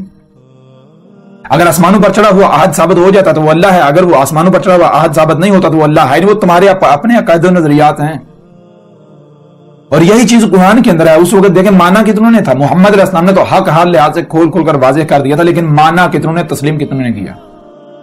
بہت کم تھے، 80-82 جو ایمان لے کر آئے۔ باقی تو بعد میں گردن جانے کے خوف سے، موت کے خوف سے اسلام لائے تھے۔ اسلام لانا ایمان لانے کو تھوڑے کہتے ہیں، اسلام لانا تو کہتے ہیں سرنڈر کرنا، جھکا دینا اپنے آپ کو۔ بھائی اب جو کہیں گے مانیں گے کیوں؟ گردن جو جائے گی۔ ایمان لانا کہتے ہیں دل سے تسلیم کرنا، تو دل سے تسلیم کرنے والے تو 80-82 تھے، باقی تو سارے اسلام لائے تھے، سرنڈر کیا تھا۔ محمد علیہ السلام کی دعوت کو تھوڑی مانا تھا۔ اسی قرآن میں اللہ سبحانہ وتعالیٰ نے کہا ہے کہ جلد وہ وقت جب آئے گا، کب؟ جب تمہیں تمہاری اپنی ذات میں اور آفاق میں، آفاق یعنی وہ مقامات جہاں تمہاری رسائی نہیں ہے، جب تمہاری وہاں رسائی ہو جائے گی ان مقامات تک، وہاں ہم اپنی آیات دکھائیں گے، تب تم کہو گے یہ حق ہے۔ تب تمہیں پتا چلے گا آسمانوں پر چڑھا ہوا کوئی اللہ والا نہیں ہے، یہ تمہارے اپنے دماغوں کی اختراع ہے۔ تو یہ ہے اس وقت کسی نے نہیں مانا تھا۔ یہ آج جو اپنے آپ کو مسلمان کہلواتے ہیں، اللہ اوپر آسمانوں پر ہے، اللہ اوپر آسمانوں پر ہے، یہ کون لوگ ہیں؟ یہ وہی مشرکین عرب، آبا و اجداد نسل در نسل چلتے آ رہے۔ یہ اس وقت ان کے نہ آبا و اجداد ایمان لائے تھے، نہ بعد میں یہ لے کر آئے، انہوں نے وہ فکر بھی نہیں کیا۔ جیسے وہ اندھو کی طرح اپنے آبا و اجداد کے پیچھے چلتے رہے، یہ بھی اندھو کی طرح اپنے آبا و اجداد کی طرح جو نسل در نسل آ رہا ہے اسی کے پیچھے چل رہے ہیں، اندھو کی طرح دوڑ رہے ہیں، پتہ نہیں کسی چیز کا۔ تو بہرحال چیز یہ ہے کہ محمد علیہ السلام کو جب اللہ نے بیس کیا، اگر تو یہود و نصارہ، یہودی عیسائی اور مشرکین عرب اپنے دعوے میں سچے تھے، ان کا یہ نظریہ حق تھا کہ اللہ الگ کائنات سے الگ اوپر آسمانوں پر ہے، تو پھر بلا شک و شبہ محمد اللہ کے رسول تھے ہی نہیں۔ اور اگر محمد اللہ کے رسول تھے تو پھر اس کا مطلب کیا؟ اس کا مطلب بالکل واضح ہے کہ یہودیوں اور عیسائیوں کا جو اللہ کے بارے میں عقیدہ نظریہ تھا بالکل جھوٹا، بے بنیاد تھا، کلدم تھا، اس کا کوئی وجود تھا نہیں، ان کی اپنی دماغوں کی اختراع تھی۔ یہی تو پورے قرآن میں بیان کیا گیا۔ اللہ اسی قرآن میں بیان کرتا ہے کیا؟ اللہ تو اسی قرآن میں کہتا ہے کہ رسول اسی موضوع کو زیر بحث لاتا ہے جس میں لوگ اختلاف کر رہے ہوتے ہیں، حق پر نہیں ہوتے۔ تو پورے قرآن میں اللہ کے موضوع پر بار بار بات کی گئی۔ اگر وہ نظریہ عقیدہ حق تھا تو اللہ نے قرآن میں بات کیوں کی؟ اگر قرآن میں کسی موضوع پر بات ہو رہی ہے تو اس کا مطلب یہ بالکل واضح ہے کہ اس لیے بات ہو رہی ہے کہ لوگ جو عقیدہ نظریہ لے کر بیٹھے ہوئے ہیں اس کا حقیقت کے ساتھ کوئی تعلق نہیں، قرآن اس کا رد کرتے ہوئے جو حق ہے وہ واضح کر رہا ہے، لیکن کوئی بھی نہیں جو ماننے کو تیار ہو، کوئی بھی نہیں جو غور و فکر کرے، جو سارے کے سارے اندھے بنے ہوئے ہیں۔ حالانکہ اسی قرآن کے اندر بار بار کہا جا رہا ہے کہ جو غور و فکر نہیں کرتے، جو غور و فکر نہیں کرتے وہ بندر ہیں، وہ سور ہیں، وہ اموات ہیں، وہ چپائے ہیں، وہ قبروں میں ہیں، وہ اندھے ہیں۔ اس کے باوجود بھی کسی کو فرق نہیں پڑتا۔ بہرحال تو الحمدللہ یہ بات آپ کے اوپر بالکل واضح ہو گئی۔ اب ذرا غور کریں، ہم نے جو بات کی، ہم نے جب واضح کیا اللہ کیا ہے، دنیا کی کوئی طاقت اس کا رد کر سکتی ہے؟ اب ذرا غور کریں، جب جو کچھ بھی نظر آ رہا ہے یہ اللہ ہی کا وجود ہے، تو جو چھیڑ چھاڑ کر رہے ہیں پہاڑوں میں، زمین میں، موسموں میں، یہ چھیڑ چھاڑ کس کے ساتھ ہو رہی ہے؟ کیا یہ اللہ کی آیات نہیں ہے؟ یہ اللہ کے ساتھ دشمنی نہیں کی جا رہی؟ یہی تو پورے قرآن میں بار بار کہا گیا کہ یہ جو تم اللہ کی آیات کے ساتھ چھیڑ چھاڑ کر رہے ہو، ان کا قذف کر رہے ہو، پہلی قوم نے بھی یہی کیا، یہ اللہ سے دشمنی کر رہے ہو۔ عقل کیندو اللہ تھا، یہ اللہ ہے، بچو اس سے۔ تم اللہ سے دشمنی کر رہے ہو، بچو۔ لیکن کوئی بھی نہیں، یہ ہے نہیں جو سننے کو تیار ہو۔ اب ذرا غور کریں، ہم نے جب اللہ کیا ہے واضح کر دیا تو یہی بات سورہ الحدید میں دیکھیں۔ سورہ الحدید میں کیا ہے؟ سورہ الحدید کی آیت نمبر 4 میں ہے وَهُوَ مَعَكُمْ أَيْنَ مَا كُنْتُمْ۔ واہ اور یعنی تم، اور کیا ہے؟ ہوا کیا ہے؟ آپ کو پہلے بتا دیا ہوا، دیکھیں کیا موجود ہے، جو موجود ہے اور کرتے جائیں۔ مَعَكُمْ تمہارے ساتھ ہے، أَيْنَ مَا كُنْتُمْ تم جہاں کہیں بھی ہو، تم جہاں کہیں بھی ہو وہی اللہ ہی کی ذات تمہارے ساتھ ہے۔ اب آپ ذرا خود غور کریں، آپ سمندروں میں چلے جائیں تو وہاں کون ہے جو ساتھ ہے آپ کے؟ سمندری مخلوقات، تو وہ کیا ہے؟ ہوا کے اندر آئے گا یا نہیں؟ فضاؤں میں چلے جائیں، آپ کے علاوہ کون ہے؟ یہی وجود ہے یا نہیں؟ کہیں پر بھی چلے جائیں تو جو وجود وہاں آپ کے ساتھ موجود ہے وہ اللہ کی ذات ہے۔ اس سے بھی واضح کچھ ہو سکتا ہے؟ وَهُوَ مَعَكُمْ، ہوا جب آپ کو ہوا کا علم ہو جائے، آپ ہوا کو جان لیں تو سارے راز ہی کھل جاتے ہیں، ساری حقیقت ہی واضح ہو جاتی ہے۔ پھر اسی طرح آپ دیکھتے ہیں اللہ کے اسماء ہیں، اسماء کے ہیں المومن، یا اس کی طرح بعد میں آتے ہیں الرقیب۔ الرقیب کے معنی کیا ہے؟ رقیب تو رقب سے رقب کہتے ہیں کہ جہاں موجود ہے وہاں دیکھیں دوسرا جو موجود ہے، اللہ رقیب ہے۔ یعنی اب جہاں بھی چلے جائیں، اب سمندروں میں چلے جائیں وہاں دیکھیں آپ کے علاوہ دوسرا کون ہے جو آپ کو دوسرا نظر آئے گا، وہ اللہ کی ذات نظر آئے گی۔ پہاڑوں میں چلے جائیں، پہاڑوں کی گہرائیوں میں، زمین کی گہرائیوں میں، فضاؤں میں، کائنات، کہیں بھی چلے جائیں، جہاں بھی چلے جائیں وہاں دیکھیں آپ کے علاوہ دوسرا کون ہے، تو جو آپ کے علاوہ دوسرا ہوگا وہ اللہ ہے، اللہ کی ذات ہے الرقیب۔ تو ذرا غور کریں، اب جہاں بھی چلے جائیں وہاں دوسرا کون ہے؟ کیا یہی وجود نہیں ہے ہوا؟ تو پھر اللہ کیا ہوا؟ اللہ کی ذات کیا ہوئی؟ پھر بھی کوئی ماننے کو تیار نہیں۔ اب اس سے دیکھیں، اب جو سورہ الحدید کی آیت نمبر 3 کے اندر ہے ہوا الاول، یا ہوا الاول والآخر والظاہر والباطن وہو بکل شیء علیم۔ ہوا اول ہے، آخر ہے، ظاہر ہے، باطن ہے۔ ہوا، جب آپ کو ہوا کا پتہ چلے گا تو ہوا کیا ہے؟ الاول، اول اور آخر اور ظاہر اور باطن، اور پیچھے رہ کیا گیا؟ اس سے بھی واضح کچھ ہو سکتا ہے؟ کیا اس سے بھی واضح کچھ ہو سکتا ہے؟ ہوا الاول والآخر والظاہر والباطن، اس سے واضح کچھ ہو سکتا ہے؟ اب بھی اگر کوئی تعویلات کرے، کوئی اپنے آباء و اجداد کے عقیدوں کے نظریوں کے پیچھے چلے تو اس کی مت ماری ہوئی ہے، عقل معوف ہے اس کی، بیوقوف اور جاہل ہے، وہ اندھا ہے۔ وہ یہی کہہ رہا کہ نہیں میں غور و فکر نہیں کروں گا، میں تو اندھوں کی طرح اپنے آباء و اجداد کے پیچھے چلوں گا، وہی کروں گا جو میرے آباء و اجداد نے کیا۔ क्या इससे वाज़ेह कुछ हो सकता है؟ हुआ अल-अव्वल वल-आखिर वज़-ज़ाहिर वल-बातिन, इससे वाज़ेह कुछ हो सकता है? जरा देखें, अव्वल कौन है, आखिर कौन है, ज़ाहिर कौन है, बातिन कौन है? यही हुआ ही नहीं है। जो मौजूद है और करते जाएं यही, और इसके अलावा कुछ है ही नहीं, तो फिर अल्लाह कौन हुआ? इस तरह जरा गौर करें। अल्लाह अल मोमिन, तो मोमिन का माने क्या है? मोमिन तो कहते हैं कि वो जिसे जो हुक्म दिया जा रहा है उस हुक्म को दिल से तस्लीम करते हुए उसके ऊपर उसी तरह अमल करे जैसे हुक्म दिया जा रहा है। तो जो ऐसा कर रहा है वो अल मोमिन है। तो अल मोमिन क्या है? अल्लाह। यही बात मोहम्मद अलैहिस्सलाम ने कही कि जो भी अल्लाह का खालिस अब्द बन जाता है, अल्लाह का खालिस गुलाम बन जाता है, जैसा कि मिसाल के तौर पर देखें, आपके वजूद के अंदर हाथ आपका अब्द है, गुलाम है, ये वही करेगा जो आप इसे हुक्म देंगे। ऐसा नहीं है कि हाथ कोई काम करता तो आप कहेंगे नहीं ये हाथ ने किया है, मैंने नहीं किया। नहीं, हाथ जो भी करेगा आप कहेंगे ये मैंने किया। आंखें अगर आपकी अब्द हैं, आप ही के वजूद में अपने मकाम पर फिट हैं, तो इन आंखों का देखना आपका देखना। तो यही मोहम्मद अलैहिस्सलाम ने कहा कि एक जो खालिस अल्लाह का अब्द बन जाता है तो फिर अल्लाह उसकी आंखें बन जाता है जिनसे अल्लाह देखता है, उसके कान बन जाता है जिनसे अल्लाह सुनता है, उसके हाथ बन जाता है जिनसे अल्लाह पकड़ता है, उसकी टांगें बन जाता है जिनसे अल्लाह चलता है, पांव बन जाता है जिनसे अल्लाह चलता है।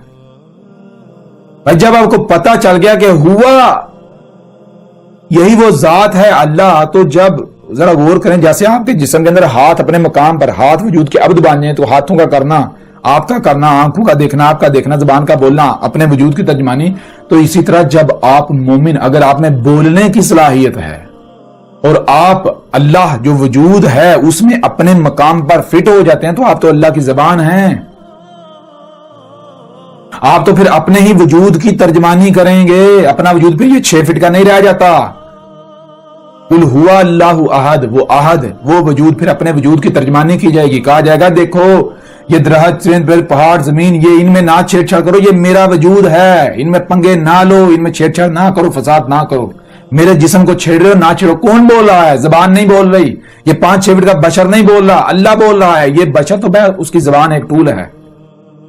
इसी तरह अल्लाह क्या है? अल्लाह अश-शकूर है। अल्लाह का इसम अश-शकूर। शकूर किसे कहते हैं? शकूर तो शुक्र से है। शुक्र के मानी क्या है? शुक्र के मानी है जो कुछ भी अता किया गया, जो कुछ भी दिया गया, उसका उसी मकसद के लिए इस्तेमाल करना जिस मकसद के लिए दिया गया। तो शकूर हाल का सिगा है, वो जिसे जो कुछ भी अता किया गया, जिस मकसद के लिए दिया गया, उसी मकसद के लिए इस्तेमाल कर रहा है, वो क्या है? वो अल्लाह है।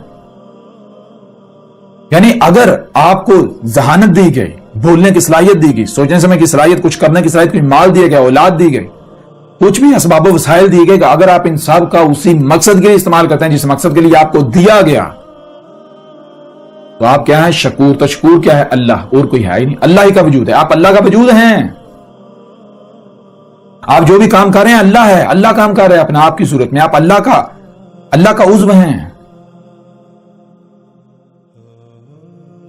जैसे आपके वजूद में हाथ हैं, ये हाथ तब तक आप कहें, इन हाथों का करना आपका करना जब तक ये हाथ आपके गुलाम है। हाथों का काम क्या है? अपने वजूद की देखभाल करना। इसी तरह मोमिन का काम क्या है? ये जो अपना ही वजूद है इसकी देखभाल करना, किसी को छेड़छाड़ ना करने देना, अपने वजूद को बचाना। ये है अल शकूर अल मोमिन। अब इससे वाज़ेह कुछ हो सकता है? और इसके अलावा कुरान में दर्जनों आयात हैं, सैकड़ों आयात हैं। मिसाल के तौर पर जरा गौर करें, कुछ और आयात आपके सामने रखते हैं। सूरह अल इनाम की आयत नंबर 3 में बिल्कुल 2 टोक और वाज़ेह अल्फाज में लिखा हुआ है। क्या लिखा हुआ है? वहुवल्लाहु फिस समावाति व फिल अर्दी। वाह और हुआ क्या है? अल्लाहु, अल्लाह है, फिस समावाति व फिल अर्दी, आसमानों और जमीनों में जो कुछ भी मौजूद तुम्हें नजर आ रहा है या नहीं आ रहा नजर, जो भी मौजूद है ये क्या है? ये अल्लाह है। इससे भी वाज़ेह कुछ हो सकता है? अब भी अगर आप अल्लाह को कायनात अलग और अल्लाह अलग आसमानों पर चढ़ाकर बैठे रहेंगे तो आप अपनी जुबान से दावा कर रहे हैं कि अल्लाह अहद नहीं वाहद है, अल्लाह का शरीक है।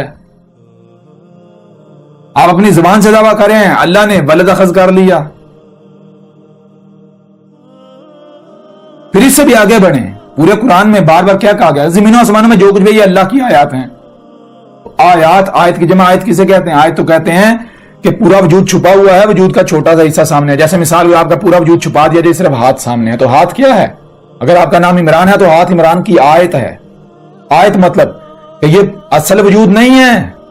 اصل وجود تب تک سامنے نہیں آئے گا جب اس کے پیچھے نہیں پڑا جائے گا. اس کے جب پیچھے پڑیں گے تو یہ بازو کی طرف لے کے جائے گا، آگے آگے آگے، جہاں تک کہ پورا وجود سامنے آئے گا. پھر پتا چلے گا کہ یہ عمران ہے، عمران کی آیت ہے. اسی طرح زمین و آسمان میں جو کچھ بھی یہ اللہ کی آیات ہیں.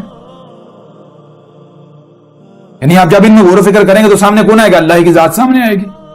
یہ اللہ کا وجود ہے. آپ کو جو کچھ بھی نظر آ رہا ہے یہ اللہ کا وجود نظر آ رہا ہے. قرآن نے جگہ جگہ یہی بات کی گئی، لیکن کوئی ماننے کو تیار ہی نہیں ہے. بار بار یہی کہا گیا کہ یہ کفر کریں گے، مان نہیں رہے کہ یہ اللہ کی آیات ہیں، مان نہیں رہے. بھائی اللہ کی آیات ہیں تو مطلب کیا ہوا؟ پھر اللہ کا وجود ہے نا. لیکن کوئی بھی نہیں مان رہا. سب کہتے ہیں نہیں جی یہ سب کچھ اللہ نے ہمارے لیے خلق کیا، لہٰذا ہم چھیڑ چھاڑ کریں، پنگے لیں، جو جی چاہے کریں، کوئی فرق نہیں پڑتا. اللہ بار بار کہہ رہے تم اللہ کے ساتھ دشمنی کر رہے ہو. اس طرح غور کریں. قوم نوح ہلاک ہوئی، قوم عاد، قوم شعیب، قوم صالح وغیرہ جتنی قومیں ہلاک ہوئی، آل فرعون وغیرہ، اللہ کہہ رہا ہے ہم نے ہلاک کیا. تو ہلاک کس نے کیا؟ اگر آپ دیکھیں تو ہلاک تو طوفانوں نے کیا، زلزلوں نے کیا، سیلابوں نے کیا.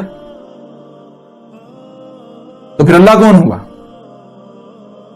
بالکل واضح ہو جاتا ہے. اللہ کہہ رہے ہیں ہم نے ہلاک کیا. تو کیسے ہے؟ جب مثال کے طور پر غور کریں، اگر آپ کی ٹانگ کو کوئی چھیڑ رہا ہو، اگر آپ کے بازو کے ساتھ کوئی چھیڑ چھاڑ کر رہا ہو، آپ پہلے تو اسے زبان سے منع کریں گے بھائی نہ کر، یہ میرا وجود ہے، نہ چھیڑ. تو اگر وہ زبان سے باز نہیں آتا تو پھر ظاہر بدل لاتوں کے باتوں سے نہیں مانتے. پھر ہاتھ حرکت میں آئے گا، لات حرکت میں آئے گی. ٹانگ کو چھیڑ رہے ہیں، کوئی چھیڑا ہے ٹانگ کو، تو پہلے زبان سے منع کیا جائے گا. اگر نہیں مانو تو پھر ٹانگ حرکت میں آ جائے گی. بالکل یہی جب اللہ کی آیت میں چھیڑ چھاڑ کرو گے، اللہ کے ید کو چھیڑو گے، اللہ کے ہاتھ کو چھیڑو گے، اللہ کی آیات کو، تو پہلے تو اللہ زبان سے سمجھائے گا نہ چھیڑو نہ چھیڑو نہ چھیڑو نہ چھیڑو، اللہ ہے اللہ کے ساتھ دشمنی کر رہے ہو. اگر زبان سے نہیں باز آتا تو پھر ظاہری بات ہے پھر لاتیں حرکت میں آئیں گی، ہاتھ حرکت میں آئیں گے. تو آپ ذرا بتائیں پھر اللہ کیا ہوا؟ بالکل واضح ہو جاتا ہے، بالکل واضح ہو جاتا ہے. پورے قرآن کو اٹھا کر دیکھ لیں، آپ کو جگہ جگہ واضح ہو جائے گا کہ اللہ کیا ہے. جیسا کہ مثال کے طور پر سورہ الحشر کی آیت نمبر 19 کو لے لیں، وَلَا تَكُونُوا كَالَّذِينَ نَسُوا اللَّهَ فَأَنسَاهُمْ أَنفُسَهُمْ. وا اور لا نہیں، تا جو بھی تم کر رہے ہو، کیا کر رہے ہو؟ کون ہو رہے ہو، کیا ہو رہے ہو؟ کالذین ان لوگوں کی طرح ہو رہے ہو، نسو جو بھولے کے بھولے ہی رہ رہے ہیں. حالانکہ جو بھول چکے تھے اسے یاد کرنا ہے، لیکن بھولے کے بھولے ہی رہ رہے ہیں. تو کیا تھا جو بلا دیا گیا تھا جی جسے یاد کرنا، جسے بھولے کے بھولے ہی رہ رہے ہیں؟ اللہ تھا. اور آگے دیکھیں، فا پس آ کیا نساہم، فانساہم پس کیا ہے جس کو تم جو اس وقت موجود ہو بھولے کے بھولے ہی رہ رہے ہو، جو تمہیں بلا دیا گیا تھا. انفسہم تمہاری اپنی ہی ذات، اپنی ہی ذات کو بھولے ہوئے ہو. تو اپنی ذات کیا نکلی؟ پیچھے کہا جا رہا ہے کہ جو تمہیں بلا دیا گیا تھا اللہ، آگے کہا جا رہا ہے جو تمہیں بلا دیا گیا تھا وہ تمہاری اپنی ذات ہے. تو اپنی ذات کیا نکلی؟ اللہ. یہ وہ وجہ ہے جس وجہ سے اللہ نے پورے قرآن میں کسی رسول کو انسان نہیں کہا. اللہ مومن کو انسان نہیں کہتا. کیوں نہیں کہتا؟ اسی وجہ سے نہیں کہتا بھائی انسان اللہ کی ضد ہے. اللہ ہے یا انسان؟ انسان کا مطلب انسان کا معنی ہے اپنے ہی آپ کو بھولا ہوا. مثال کے طور پر آپ سے سوال کیا جائے کہ آپ کون ہو، تو آپ کہیں گے میں تمہارے سامنے کھڑا ہوں، یہ 5-6 فٹ کا جسم.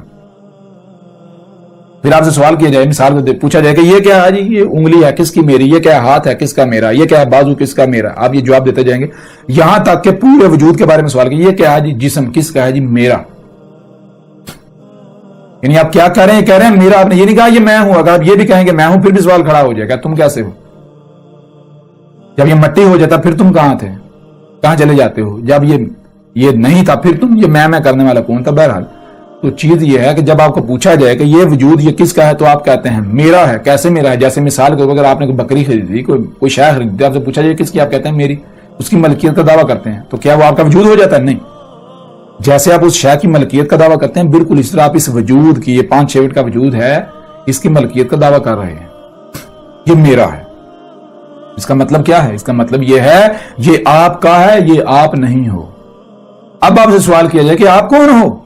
وہ کون ہے جو میں کر رہا ہے، جو میرا کر رہا ہے؟ وہ کون ہے جو اس وجود میں آنے سے پہلے کہاں تھا، کیا تھا، بعد میں کہاں جائے گا، کیا وہ کون ہے؟ تم کون ہو؟ تو آپ کے پاس کوئی جواب نہیں ہوگا، آپ اپنے ہی آپ کو بھولے ہوئے ہیں۔ یہ لفظ انسان کے معنی ہے وہ جو اپنے ہی آپ کو کمپلیٹلی مکمل بھولا ہوا ہے۔ اور اپنا آپ کیا ہے؟ اپنا آپ اللہ، وہ وجود ہے، اللہ ہے اپنی ذات۔ اپنے وجود کو بھول کر یہ 5 فٹ کے 5-6 فٹ کے ایک عضو کو، پرزے کو اپنا آپ سمجھ کر تو اپنے وجود کو چھیڑ چھاڑ کی جا رہی ہے، اپنے وجود کے ساتھ دشمنی کی جا رہی ہے۔ واہ سبحان اللہ، کیا بات ہے! بالکل ایسے جیسے مثال کے طور پر ایک بادشاہ ہو، اس کے ایک عالی شان محل ہو اور اس کی یادداشت چلی جاتی ہے، وہ اپنے محل کے سامنے ایک جھونپڑا لگا کے بیٹھ جاتا ہے، اپنے آپ کو فقیر سمجھتا ہے۔ آپ اندر بادشاہ والی کوالٹیز تو ہیں، اور روزانہ صبح اٹھتا ہے، اس کو محل کے اوپر نظر پڑتی ہے تو اس کو تکلیف ہوتی ہے بڑی، بھائی میری جگی کے سامنے کس نے اتنا بڑا محل کھڑا کر دیا؟ ایک دن تیش مہتا غصے میں آتا ہے، محل کو توڑ پھوڑ دیتا ہے، کوئی بھی نہیں سر ہوتا، کیوں؟ اس کا اپنا ہی ہے۔ اب جب توڑ رہا ہوتا ہے تو وہ اس کو نہیں پتا یہ میرا ہے، جب توڑ چکتا ہے پھر یادداشت واپس آتی ہے تو کیا سامنے آتا ہے؟ اپنا محل ہی توڑ دیا۔ تو بالکل اسی طرح اپنا جو وجود ہے، اپنی ہی ذات کو بھولے ہوئے ہیں۔ یہ 5-6 فٹ کا جو جسم ہے، اس کو اپنا آپ سمجھ کر اپنی ہی ذات کے ساتھ چھیڑ چھاڑ کر رہے ہیں، اپنی ہی ذات کے ساتھ دشمنی کر رہے ہیں، اپنے آپ کا ہی نہیں پتا۔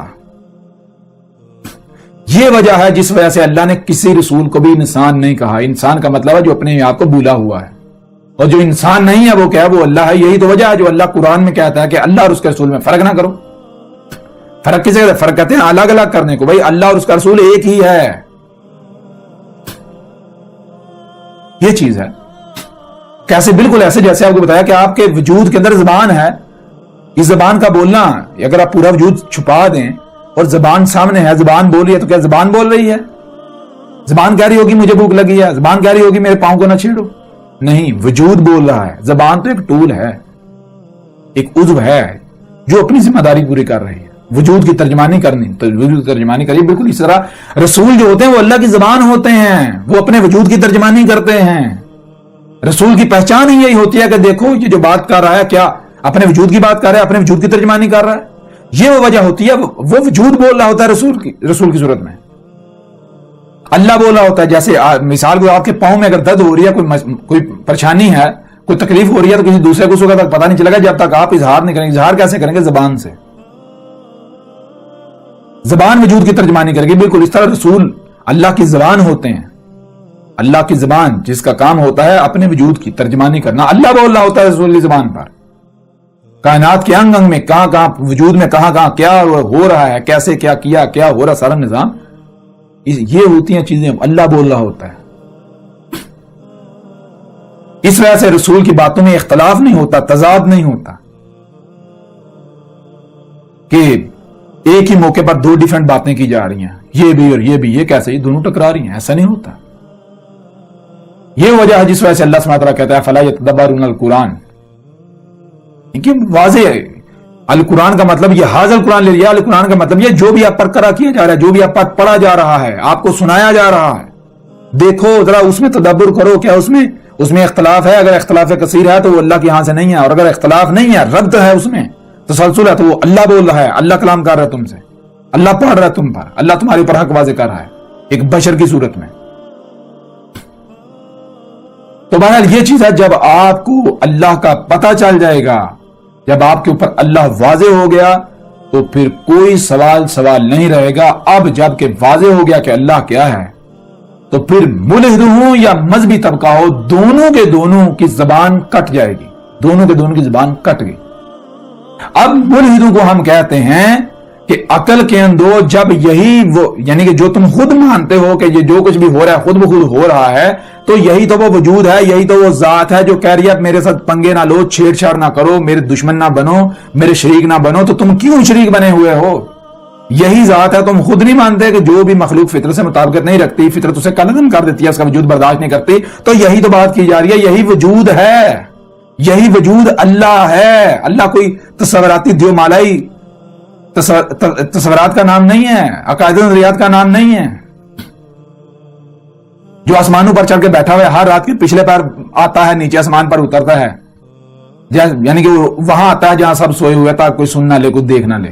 عجیب و غریب مشرکین مکہ والے، وہ یہودی اور عیسائی والے عقائد و نظریات، پھر کہتے ہیں نہیں یہ یہودی ہے، یہ عیسائی ہے. وہ کل کے اندر ذرا غور کرو، یہودی اور عیسائی والے عقائد و نظریات کس کے ہیں؟ آپ کے ہیں یا میرے ہیں؟ میں تو عقائد و نظریات کا قائل ہی نہیں ہوں. قرآن میں بار بار اللہ کہہ رہا ہے اولو الالباب بنو، اولی الالباب بنو، اولو الالباب بنو. آپ کہہ رہے ہیں اہل العقائد، اہل العقائد، اہل العقائد اولو الالباب کی ضد ہے. تو بہرحال الحمدللہ ثم الحمدللہ، اللہ کے موضوع پر ہم نے کوشش کی کہ زیادہ لمبی چوڑی بات نہ کی جائے اور جامع بات ہو، اور الحمدللہ ہم نے کم وقت میں جامع ترین بات کی. اور اللہ کے موضوع پر آئندہ آگے چل کے مزید جو بھی آپ کے سوالات ہوں وہ آپ سوالات بھیجیں، تو ایک ایک سوال کا جواب دیا جائے گا، ایک ایک سوال کا ہر پہلو سے واضح کیا جائے گا. اللہ کے موضوع پر یہ جو سمجھے کہ ابتدا ہے. تو جو بھی آپ کے سوالات ہوں گے، جہاں بھی آپ کو کوئی الجھن ہو، کوئی کنفیوژن ہو، تو ویسے اس موضوع کو ہم مزید آگے لے کر چلیں گے. تو اپنا بہت زیادہ خیال رکھیے گا. ملتے ہیں اگلی نشست میں.